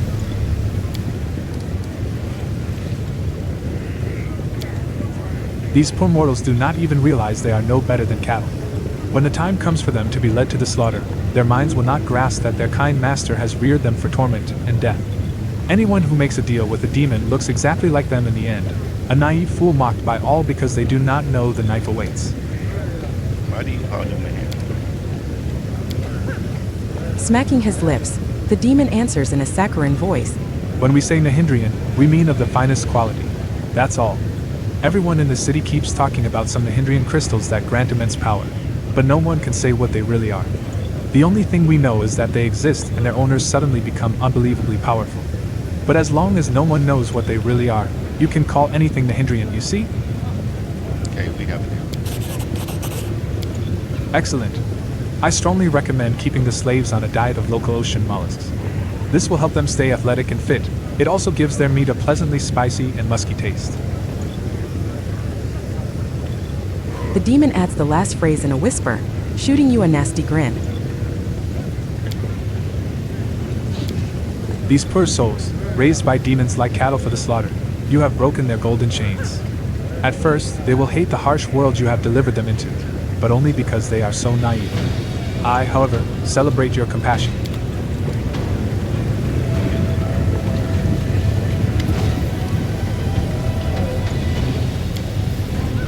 The slaves smile happily at you. Our new master. We're so happy to belong to you. We're going to live in a palace now, yes? How may we entertain you? Beautifully, I'm going to get you out of this. Take you somewhere. The slaves exchange confused glances. Save us. But why would you save us? We are very happy here. Perhaps we should return to your camp first and then we can have some fun. You'll like it so much you'll never want to leave the abyss. These poor souls, raised by demons like cattle for the slaughter, you have broken their golden chains. At first, they will hate the harsh world you have delivered them into, but only because they are so naive. I, however, celebrate your compassion. The disgustingly fleshy demon greets you with a wave, his arm encased in roll after roll of fat. Allow me to present my living wares. The finest household slaves to serve you and entertain your body and spirit. And they can satiate even the most exquisite cravings. The demon accompanies his last claim with voluptuous lip smacking, looking pleased. I buy the customers. Oh, I see you are a connoisseur. I'd like to warn you that these little birds will cost you a pretty penny.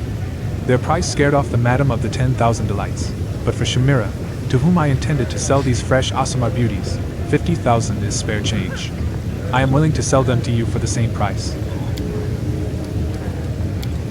If we do not intervene, these women will be doomed by the celestial blood that flows in their veins. There is nothing more tantalizing for a demon than befouling, abusing, and destroying any being with ties to the upper planes. We have no right to stand by and leave these unfortunates to a terrible fate of torture and death. Deal. The fat demon glows with happiness. You won't regret it. In the abyss, goods like these are a rarity. I wish you the most exquisite enjoyment of your purchase. If you wish, I can give you an excellent recipe for braised shanks. Just send one of your household slaves along to pick it up. The demon winks at you, then looks at the Asamars with palpable longing.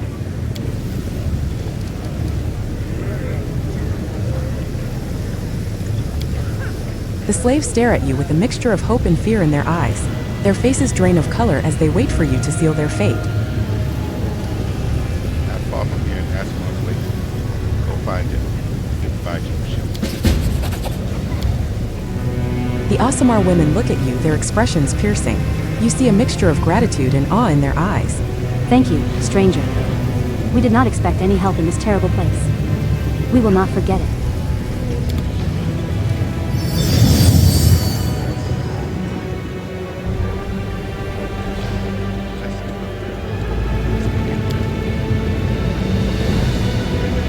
That was easy.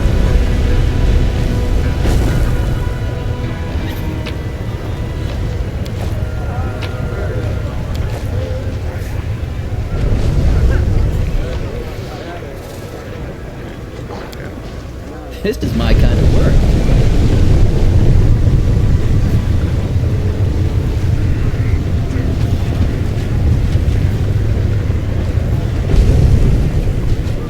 We do it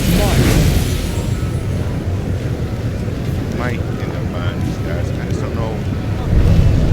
It seems very, very fishy. Buying them up.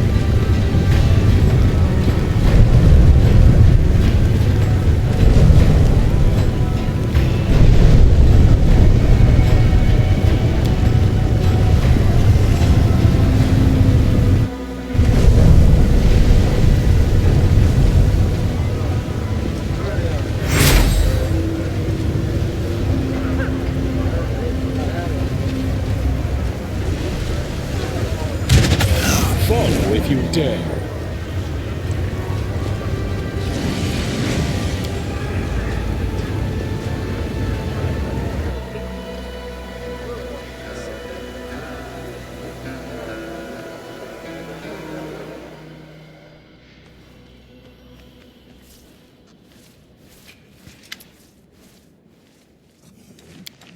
Greetings, good sir. Did the prisoners I freed manage to get to your house? Thank you for your mercy and generosity. I have sheltered and cared for them to the best of my ability. Being enslaved was a huge shock to these women. Despite being among friends, they still struggle with the consequences of their ordeal. The girls you freed remain silent. Their eyes hold a quiet and grim resignation that wasn't there before.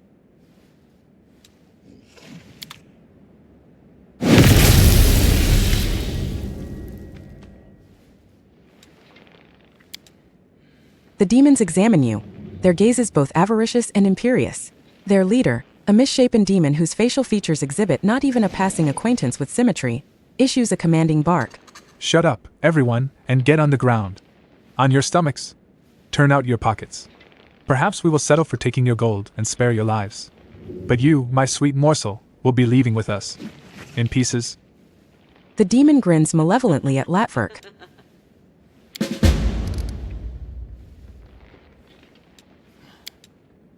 Behind the chatty demon, a huge Vavakia stares sleepily at his feet. A large, cloudy crystal sticks out of his chest. Several smaller crystals have broken through his skin in several places like young saplings bursting forth from the earth's embrace. A slimy fringe of thick red saliva hangs from the monster's slack jaw. He gives a surprised snort, then grunts shyly at you. Who are you? The demon with the lopsided face spits on the floor, then replies cockily. We're the best in the Assassin Guild. Mess with us and we'll mess you up. Why did you come here? The demon's finger, as crooked as his ugly mug, points at Latverk. This Asimar misfit has made a certain someone very angry. So angry they put a large bounty on his head. Which is why we're going to gut him. Festoon this dismal hovel with garlands made of his entrails, then play ball with his stupid little noggin. Point at the Vavrakai thing behind your ears. What's that blue tagging along with you? This? Oh, this here's our gouger. We found him in the sewers below Alishanira, barely breathing. We were going to cut his throat, but he's so addled, he's tame enough. And mighty strong. Someone must have scrambled his brains real hard. Now, everybody knows not to screw with us. Or we wake Gouger up and then they're done for. The demon glances at the Vavakia with mingled pride and wariness.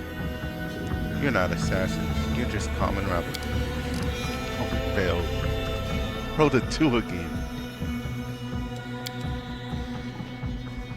The demons respond with jeering laughter, showing you with graphic gestures precisely what they're going to do to you, and what anatomical consequences it is going to have. You'll regret coming here. We weren't paid for you, but since you won't let up, we might as well take you out too.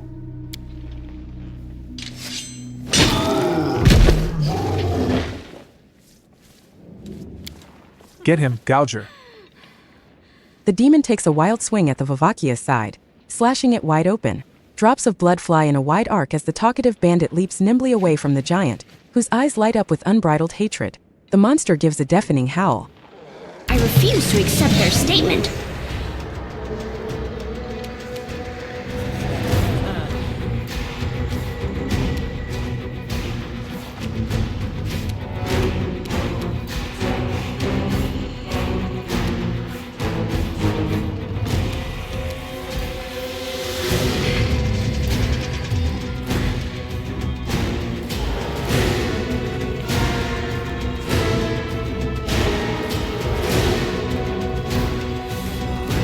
Cover me, all right?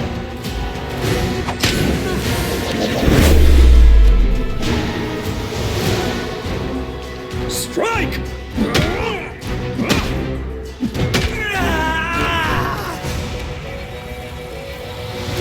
You won't survive me.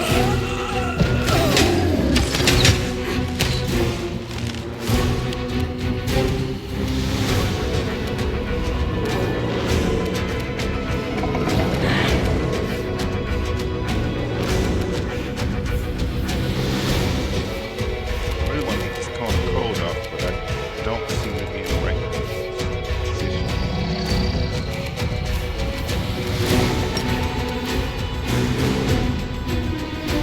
Nam, Orma.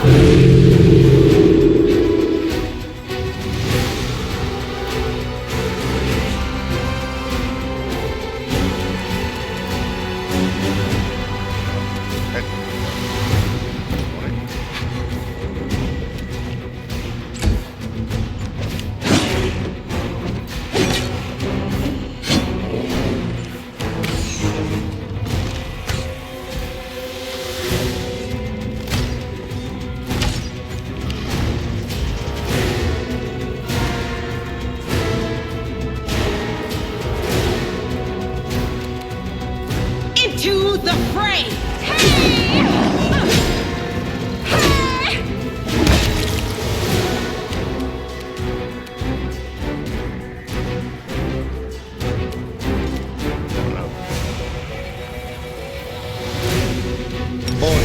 Adayana. Ah, no, I was going for flesh, not texture. I guess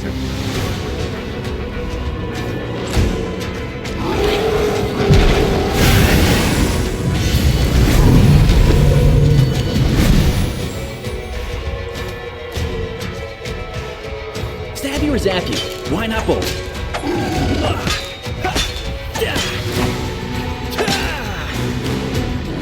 You should have run!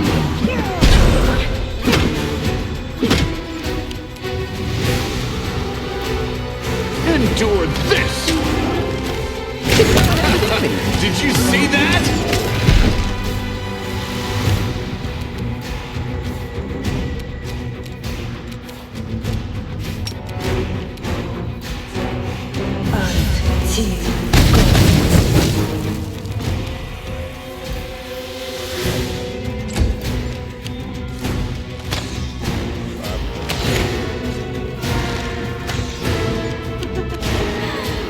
The light!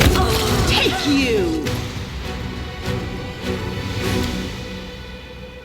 The demon squeals, desperately trying to wipe away the blood gushing from his snout. In a surprising turn of events, a blow during the scuffle must have set his nose straight. Wait, sir. Don't kill me. I'll tell you everything. It was Red Mask from the Bad Luck who came up to us and gave us the money. who sent you? We don't know her name. Everybody calls her Red Mask because that's what she always wears. We have no idea who or what she is beneath the mask. She sits in the Bad Luck all day, guzzling booze like there's no tomorrow. Who is this red mask? Damned if I know.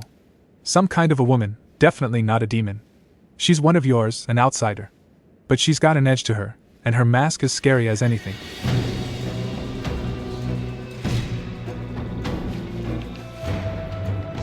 We'll end up as fighting demons, but we still get lost. I'm not going to bother killing you. Still save everybody. Sorry for troubling you, sir. Won't happen again. The demon scurries away from you, casting frightened glances over his shoulder. Latverk folds his hands in a gesture of prayer, wailing in utter despair. I beg you, please protect me.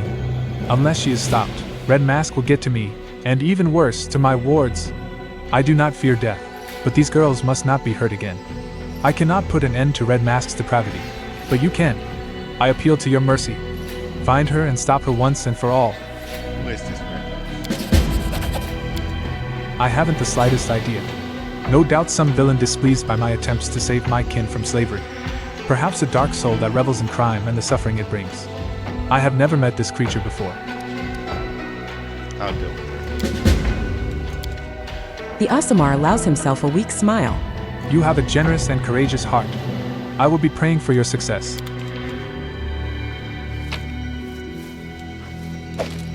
Plus 3.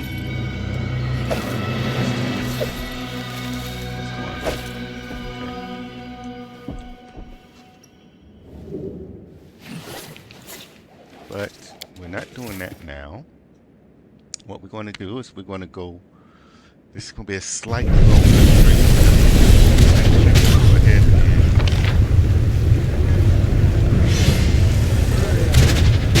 and go back to camp. So next week. And I'm off. talk to everybody there. And then that will line us up for the next trip.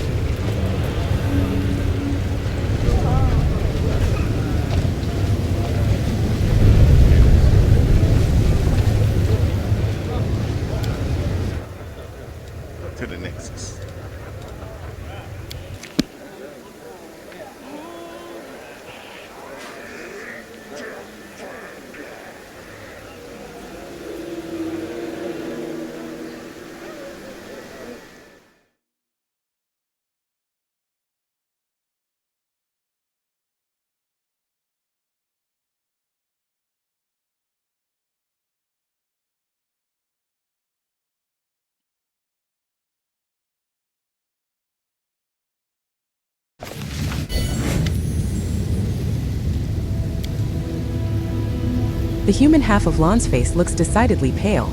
Life's a funny thing, isn't it? You find yourself in a new city and suddenly you bump into an old acquaintance. He chuckles, but his expression is closer to a wince than a true smile. Savamlek is here, in Alishanira.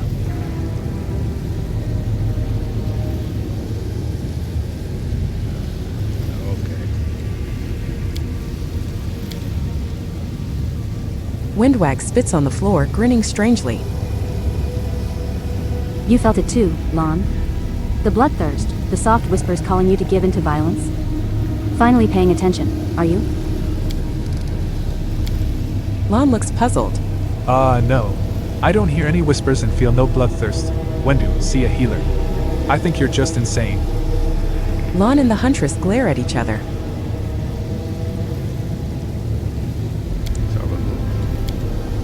Lon looks at you with disapproval.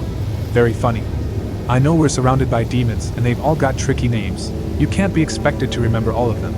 Savamlek is the one who's been kidnapping mongrels for ages in the caves and turning them into insane beasts. We've met him.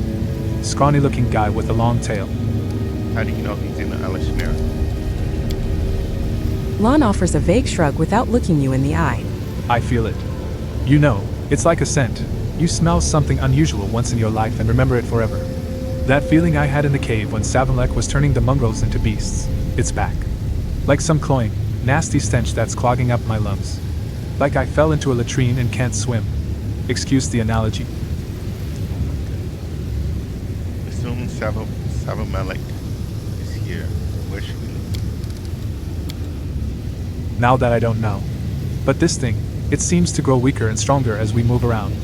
So if you put me on the scent, I'll lead you to him like a hound. Alright, we found Savamlek. Lay it together. Lon nods. The right thing to do would be to just raze this whole city to the ground. But one demon's lair will do to start with. Take me with you, Master. I can feel him too, but my senses are more finely honed than Lon's. Savamlek's poison runs in my veins.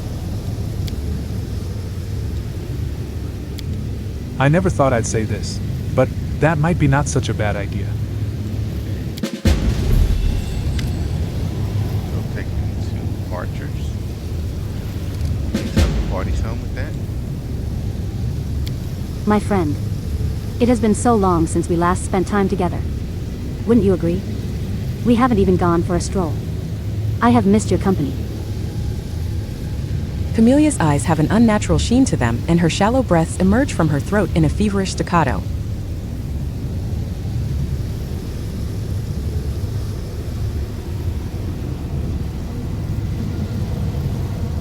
Are you alright? Yes. No. Camelia wets her lips and harshly exhales. I am quite well. But there is a way to improve my well-being 100-fold. Alright, then take me where you want me to go together.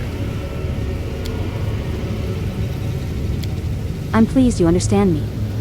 No one understands me better than you. Camelia bares her teeth in a predatory smile. Okay, girl. I would like to suggest a little adventure. Take me to the brothel. Are you serious? Have I ever given you cause to doubt my seriousness? Camelia raises an eyebrow. My request is not as simple as it may first appear.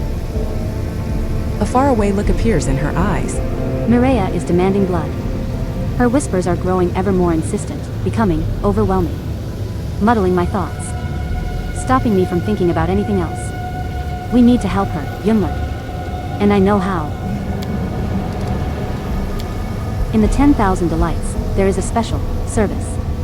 It is only offered to those who already know of its existence.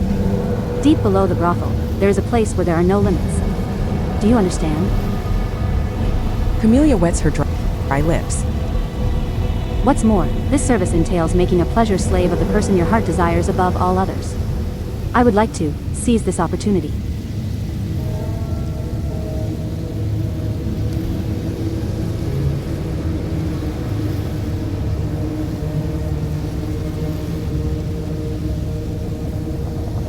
All we do here is fight and kill. Isn't that enough blood for Myra already?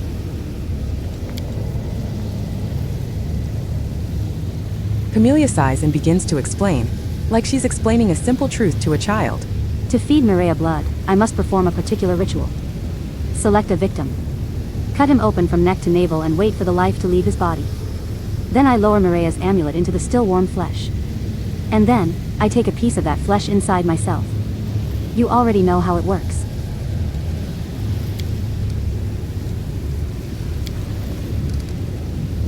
You forbade me from killing your subjects in Drazen, but here in the Abyss it's an entirely different matter.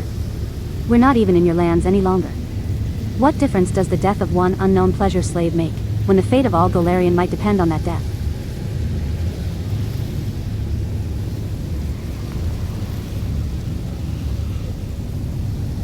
Hold on.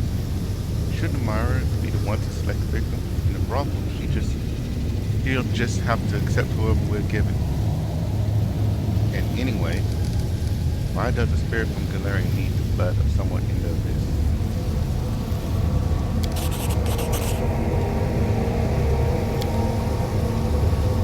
Camelia's answer does not come immediately. You see, Yunlert, the Abyss has completely addled my little Mireia's mind. Now she simply craves blood, any blood, from whatever source, even from someone not of Golarion. The brothel promises to turn the slave into whomever we wish. We shall do this and offer Mireia a choice. I don't like the tone.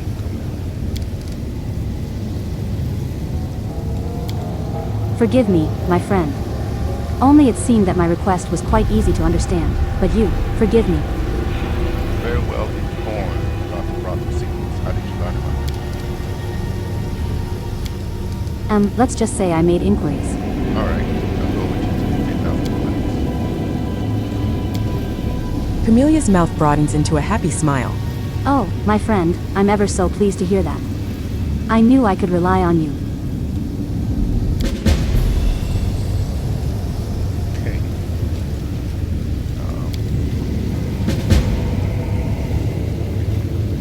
That's done.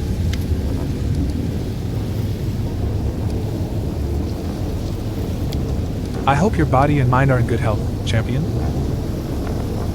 How well known am I among the denizens of Alashmira? Many know that a Golarion has arrived in Alashmira and that he possesses some special powers and talents. Tell me honestly, what do you think of the one called the champion of Golarion? My trust in you is as strong as it was the day we first met. Stronger, even. Your deeds prove it is no coincidence that we have all placed our hopes in you.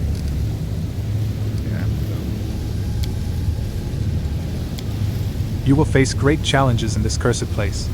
Stay strong and remember that the fate of Golarion depends on you.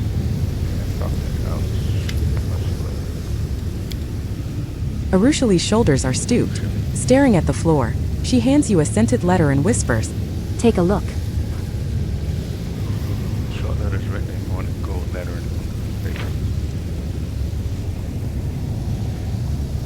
The short letter is written in ornate gold lettering on pink paper. My darling venomous butterfly, welcome back home to our cozy little town. Would you like to visit an old friend? I can't wait for our reunion. Always yours, D. Okay. The one who sent me this letter, I hoped I would never hear from him again. But it was inevitable. He found out that I was in the city. Of course he did. And now, Desna help me, the thought of seeing him again terrifies me. But this is simply part of my journey, isn't it? I can't just run away from the sins of my past. I have to at least try and make amends, and if I can't, then I must ask for forgiveness. Who is this D? Demalchio. Do you remember the shadow from my nightmares? That's him. I used to consider him my crowning achievement, but now I'm ashamed to remember him at all. He was an Azada once. A true hero, a knight and a poet, a defender of the weak. The pride of Elysium. And I corrupted him. I made him fall in love with me.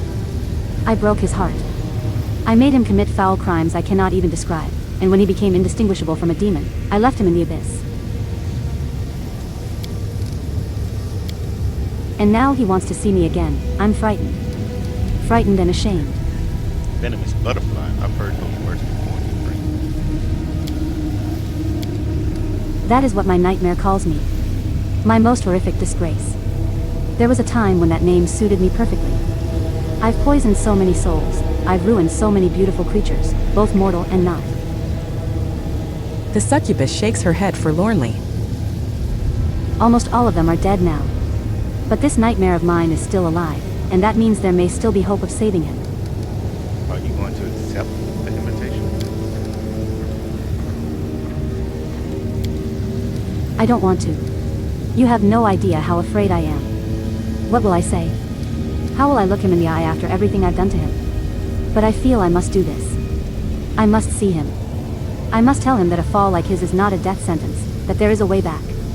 And if he won't listen to me, Arushali looks down once again. I'll simply ask for his forgiveness. It's hard to believe an exotic could be corrupt. You know better than anyone that Azatas are enamored with freedom, and their curiosity spurs them on toward new adventures. Slowly but steadily, I lured him into further escapades, each one less innocent than before. Arushali bites her lip. He believed he could make me give up my evil ways, and I lied to him gleefully, giving him false hope. Sometimes I look at myself now and remember those days, and I want to die of shame. What do you want? Please. Arushali gasps as if she's deprived of air. Please, let's go there together. I must see him again, face to face. I must try to save him from the abyss. I doubt it's possible, I know how much I've corrupted him, but I must try, nevertheless. I must, and yet I can't do it on my own. I just... The succubus sobs and buries her face in her hands.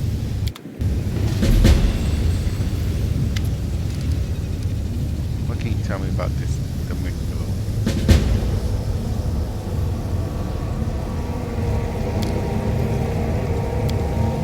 He was a poet and a knight once, a brave servant of Desna and a kind defender of the weak. I broke him. I seduced him, sent him away, beckoned him back with false hope of a reunion. I made him do things I'm too ashamed to recall now. I left him somewhere in Alashimira, thinking that he was going to die in the nearest ditch, yet he somehow survived. And now, this wretched creature has spent so many years in the abyss that I'm not sure if there's anything still left of the person I knew. Have to go. Talk to Lan again and go. Have to let you know. Brick.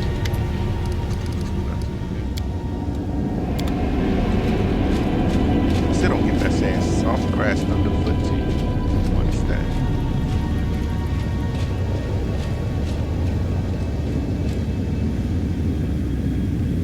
What is it? Let's talk to this lady. Thank God we're saved. I can't wait to go back to the lair.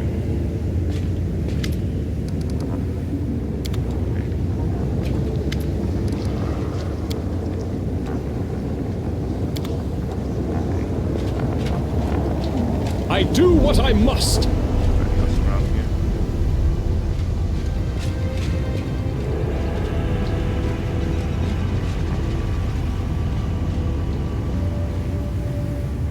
Yeah, don't see anybody, so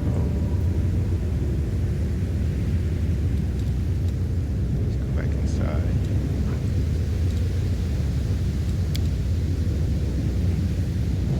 Hide in there.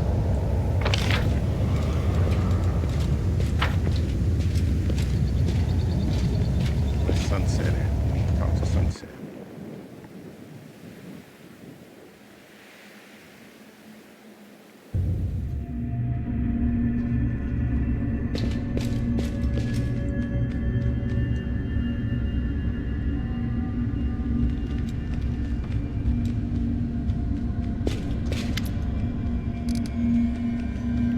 That's the Great War.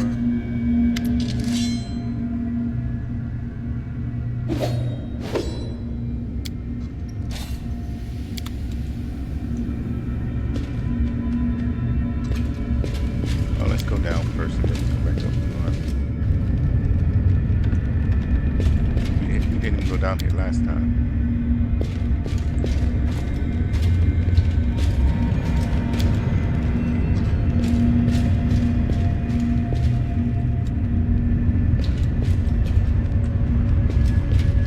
Go back down here.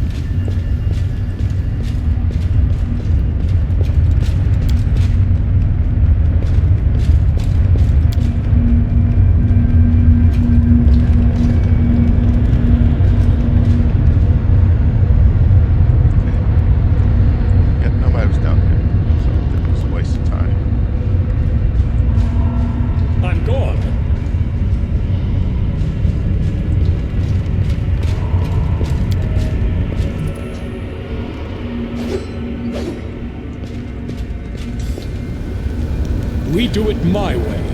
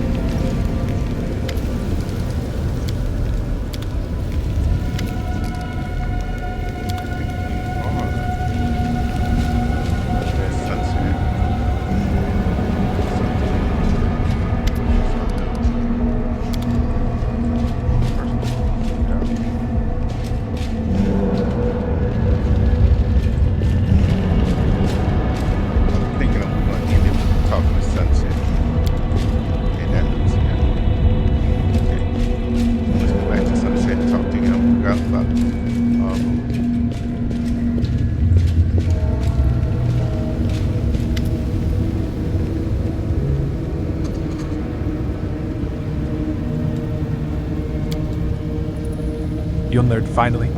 I've had time to think everything over, and I know exactly what we need to do to find what's been lost. Though, the situation is difficult beyond belief. When you lose something in Alishanera, you rarely find it again.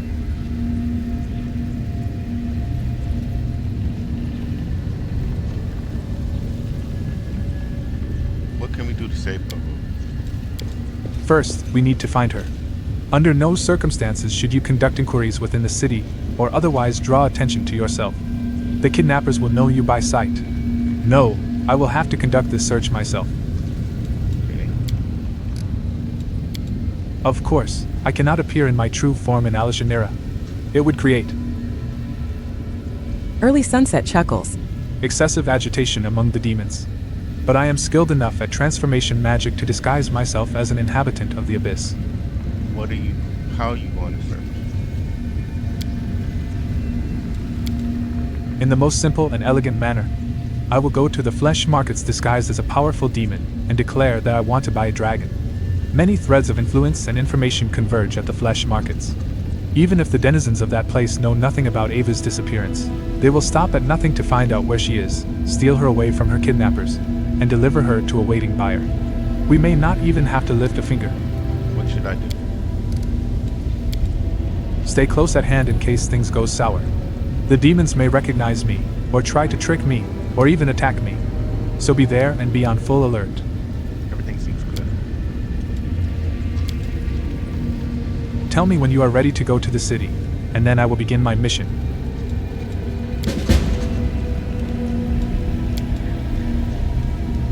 Arushali, who has been listening to the conversation with some excitement, suddenly looks up.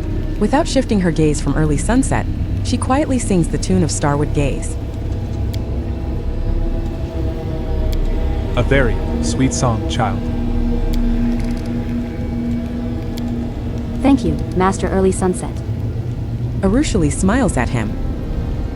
My heart hurts because of Avu, and I just wanted to express my concern in some way. Songs are good for this. Arushali waits another moment, glances at you, then falls silent. What news do you bring from Galar? Unfortunately, the news is not good. In your absence, relations between the official and free crusaders have worsened. Most of your allies have been banned from Drazen. They have been forced to rely on their own strength alone to fight demons. Queen Galfry has moved the headquarters for the entire crusade to Drazen, along with part of her court. She has imposed order in the city, or order as she sees it. Many among the crusaders were saddened by your departure, but others were gladdened by it. They prefer more conservative practices and leaders they can understand. As for the demons, I expected their attacks to intensify, but this has not yet happened. It seems the attack on the Midnight Fane and the interruption of the supply of crystals dampened their fervor. Demonic activity remains strong near the Threshold Fortress and the maiming of his rift, but it is always strong there. I did not notice that anything changed with your departure. That's all the news I have. I also bring news of the youngest members of your Free Fellowship. They are training day and night to become true warriors, and they eagerly await your return. They do not believe that the abyss will devour you. Young people are so full of hope, are they not? Ah yes, and as a counterpoint to their zeal, not long after your departure, a letter arrived in Drazen from a priestess in Erosian by the name of Nerita, the former tutor of your young crusaders. You may read it, and feel the full force of her rebuke. Commander, you almost certainly do not know or remember my name. I was Klena and Dabarosh's tutor, the youths whom you so recklessly accepted into the ranks of your free crusaders. I am a simple priestess. I start every morning with a prayer. I pray for the defeat of the forces of chaos and evil.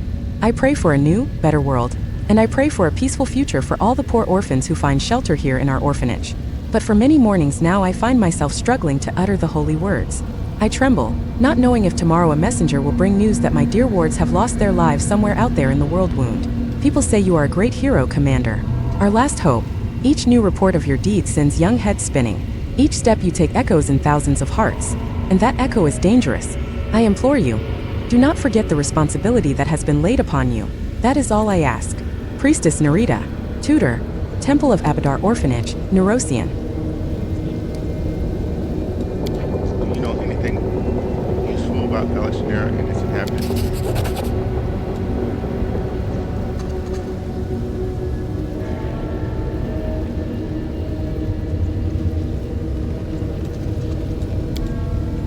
I know that every being capable of speech is capable of deception, and those who cannot speak deceive with silence. If you want more practical advice, do not simply follow the paths laid out for you, you must forge your own. In most places where guards bar your way, there will be a secret path or a hidden teleportation route, the most natural method for a demon. It's rare for demons to rely on locks, as they prefer to kill intruders. But you should be ready for that. You recognize the name Hapasamara? Spawn of Baphomet. Early Sunset's lip curls with undisguised contempt. She shares one trait with her disgusting father. She is a master at subverting expectations. Many consider Hepzibah powerful but also think her outspoken and narrow-minded, and she is happy to maintain that reputation. In fact, she is cunning and resourceful and does not always act on impulse. Take care if you plan to move against her. What did you mean when you said Baphomet is a master of subverting expectations? Enemies should be treated with an open mind. Therefore, I cannot fail to acknowledge Baphomet's ingenuity. Do you know how his ascent began? He was the favorite plaything of Lamashtu, but he conceived a bold plan to steal the scepter of the Prince of Darkness. He failed. Baphomet was captured, subjected to brutal punishment, and imprisoned in the Ivory Labyrinth, a prison designed to be impossible to escape by its powerful creator, Asmodeus. But a thief is a thief. Baphomet found an ingenious way to escape. He stole his prison from hell and took it to the abyss. The Ivory Labyrinth went from being his prison to his possession, his abyssal realm. From it, he rules hordes of minotaurs and secret societies of cultists. This is what I meant when I said Baphomet knows how to subvert expectations. What are you planning to do in the abyss? I could accompany you and give you advice, as I did in Drazen, but I see that the role of mentor and bodyguard has already been taken over by the hand of the Inheritor. It is not a good idea to take two otherworldly creatures hostile to demons with you. Even if I were disguised, the chances of attracting unnecessary attention would be doubled. I will stay and watch over the camp. If an emergency arises, I will naturally intervene, but until then, I prefer to conceal my presence in the abyss. Okay,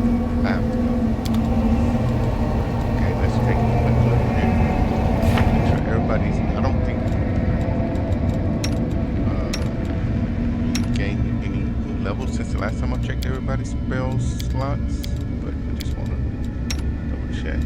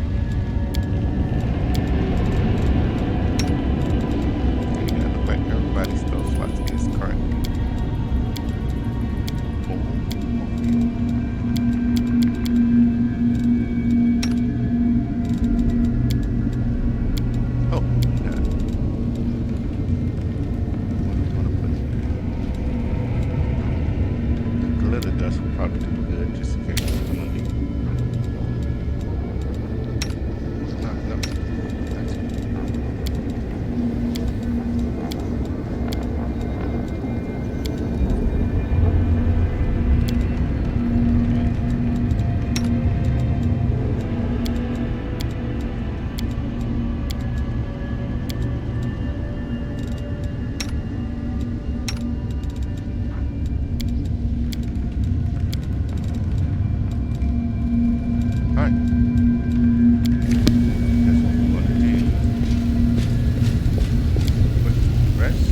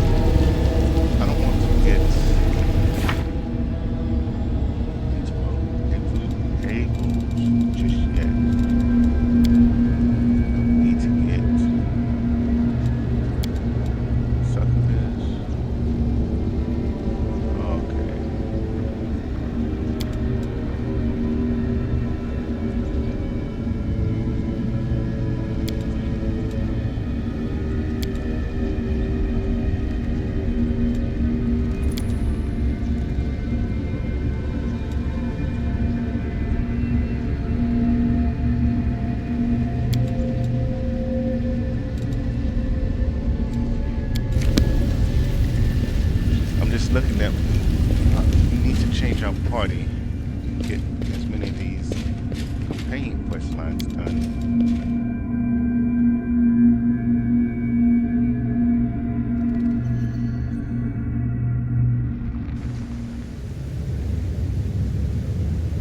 So follow if you dare. Intend to get ready to head back to the city. Everybody, let's kick everybody else out. You need to come. You need to come. You need to come.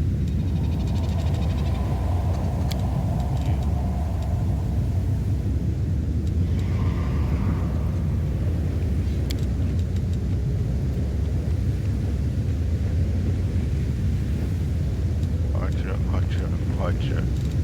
Fighter, fighter, fighter. So no real majors. She's dominant. Okay.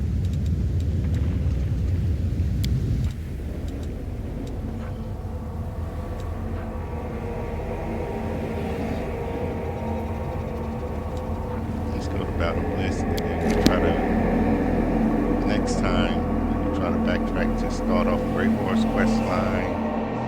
To start knocking out some of the companion quest stuff.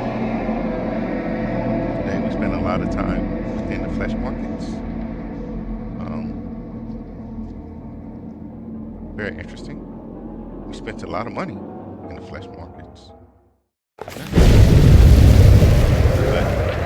that's what we had. So with that, we're going to end today's stream here. And like I said, tomorrow, I am going to do probably about, it's scheduled right now, 12-hour stream. Um, so pretty much noon London time or Portugal time till midnight. So yeah, I'll see you guys then. I'm still trying to play in my head with the lineup of either doing this game the entire time or I'm interested in Celeste also. I got this Celeste 2 demo. I haven't played Celeste, the first Celeste yet at all. Of course, I played BG3.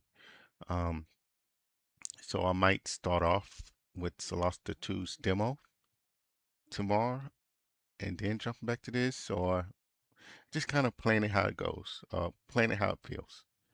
But until then, and as always, please ensure that you take the time to enjoy your day, enjoy your night, and enjoy life, because it's too short not to.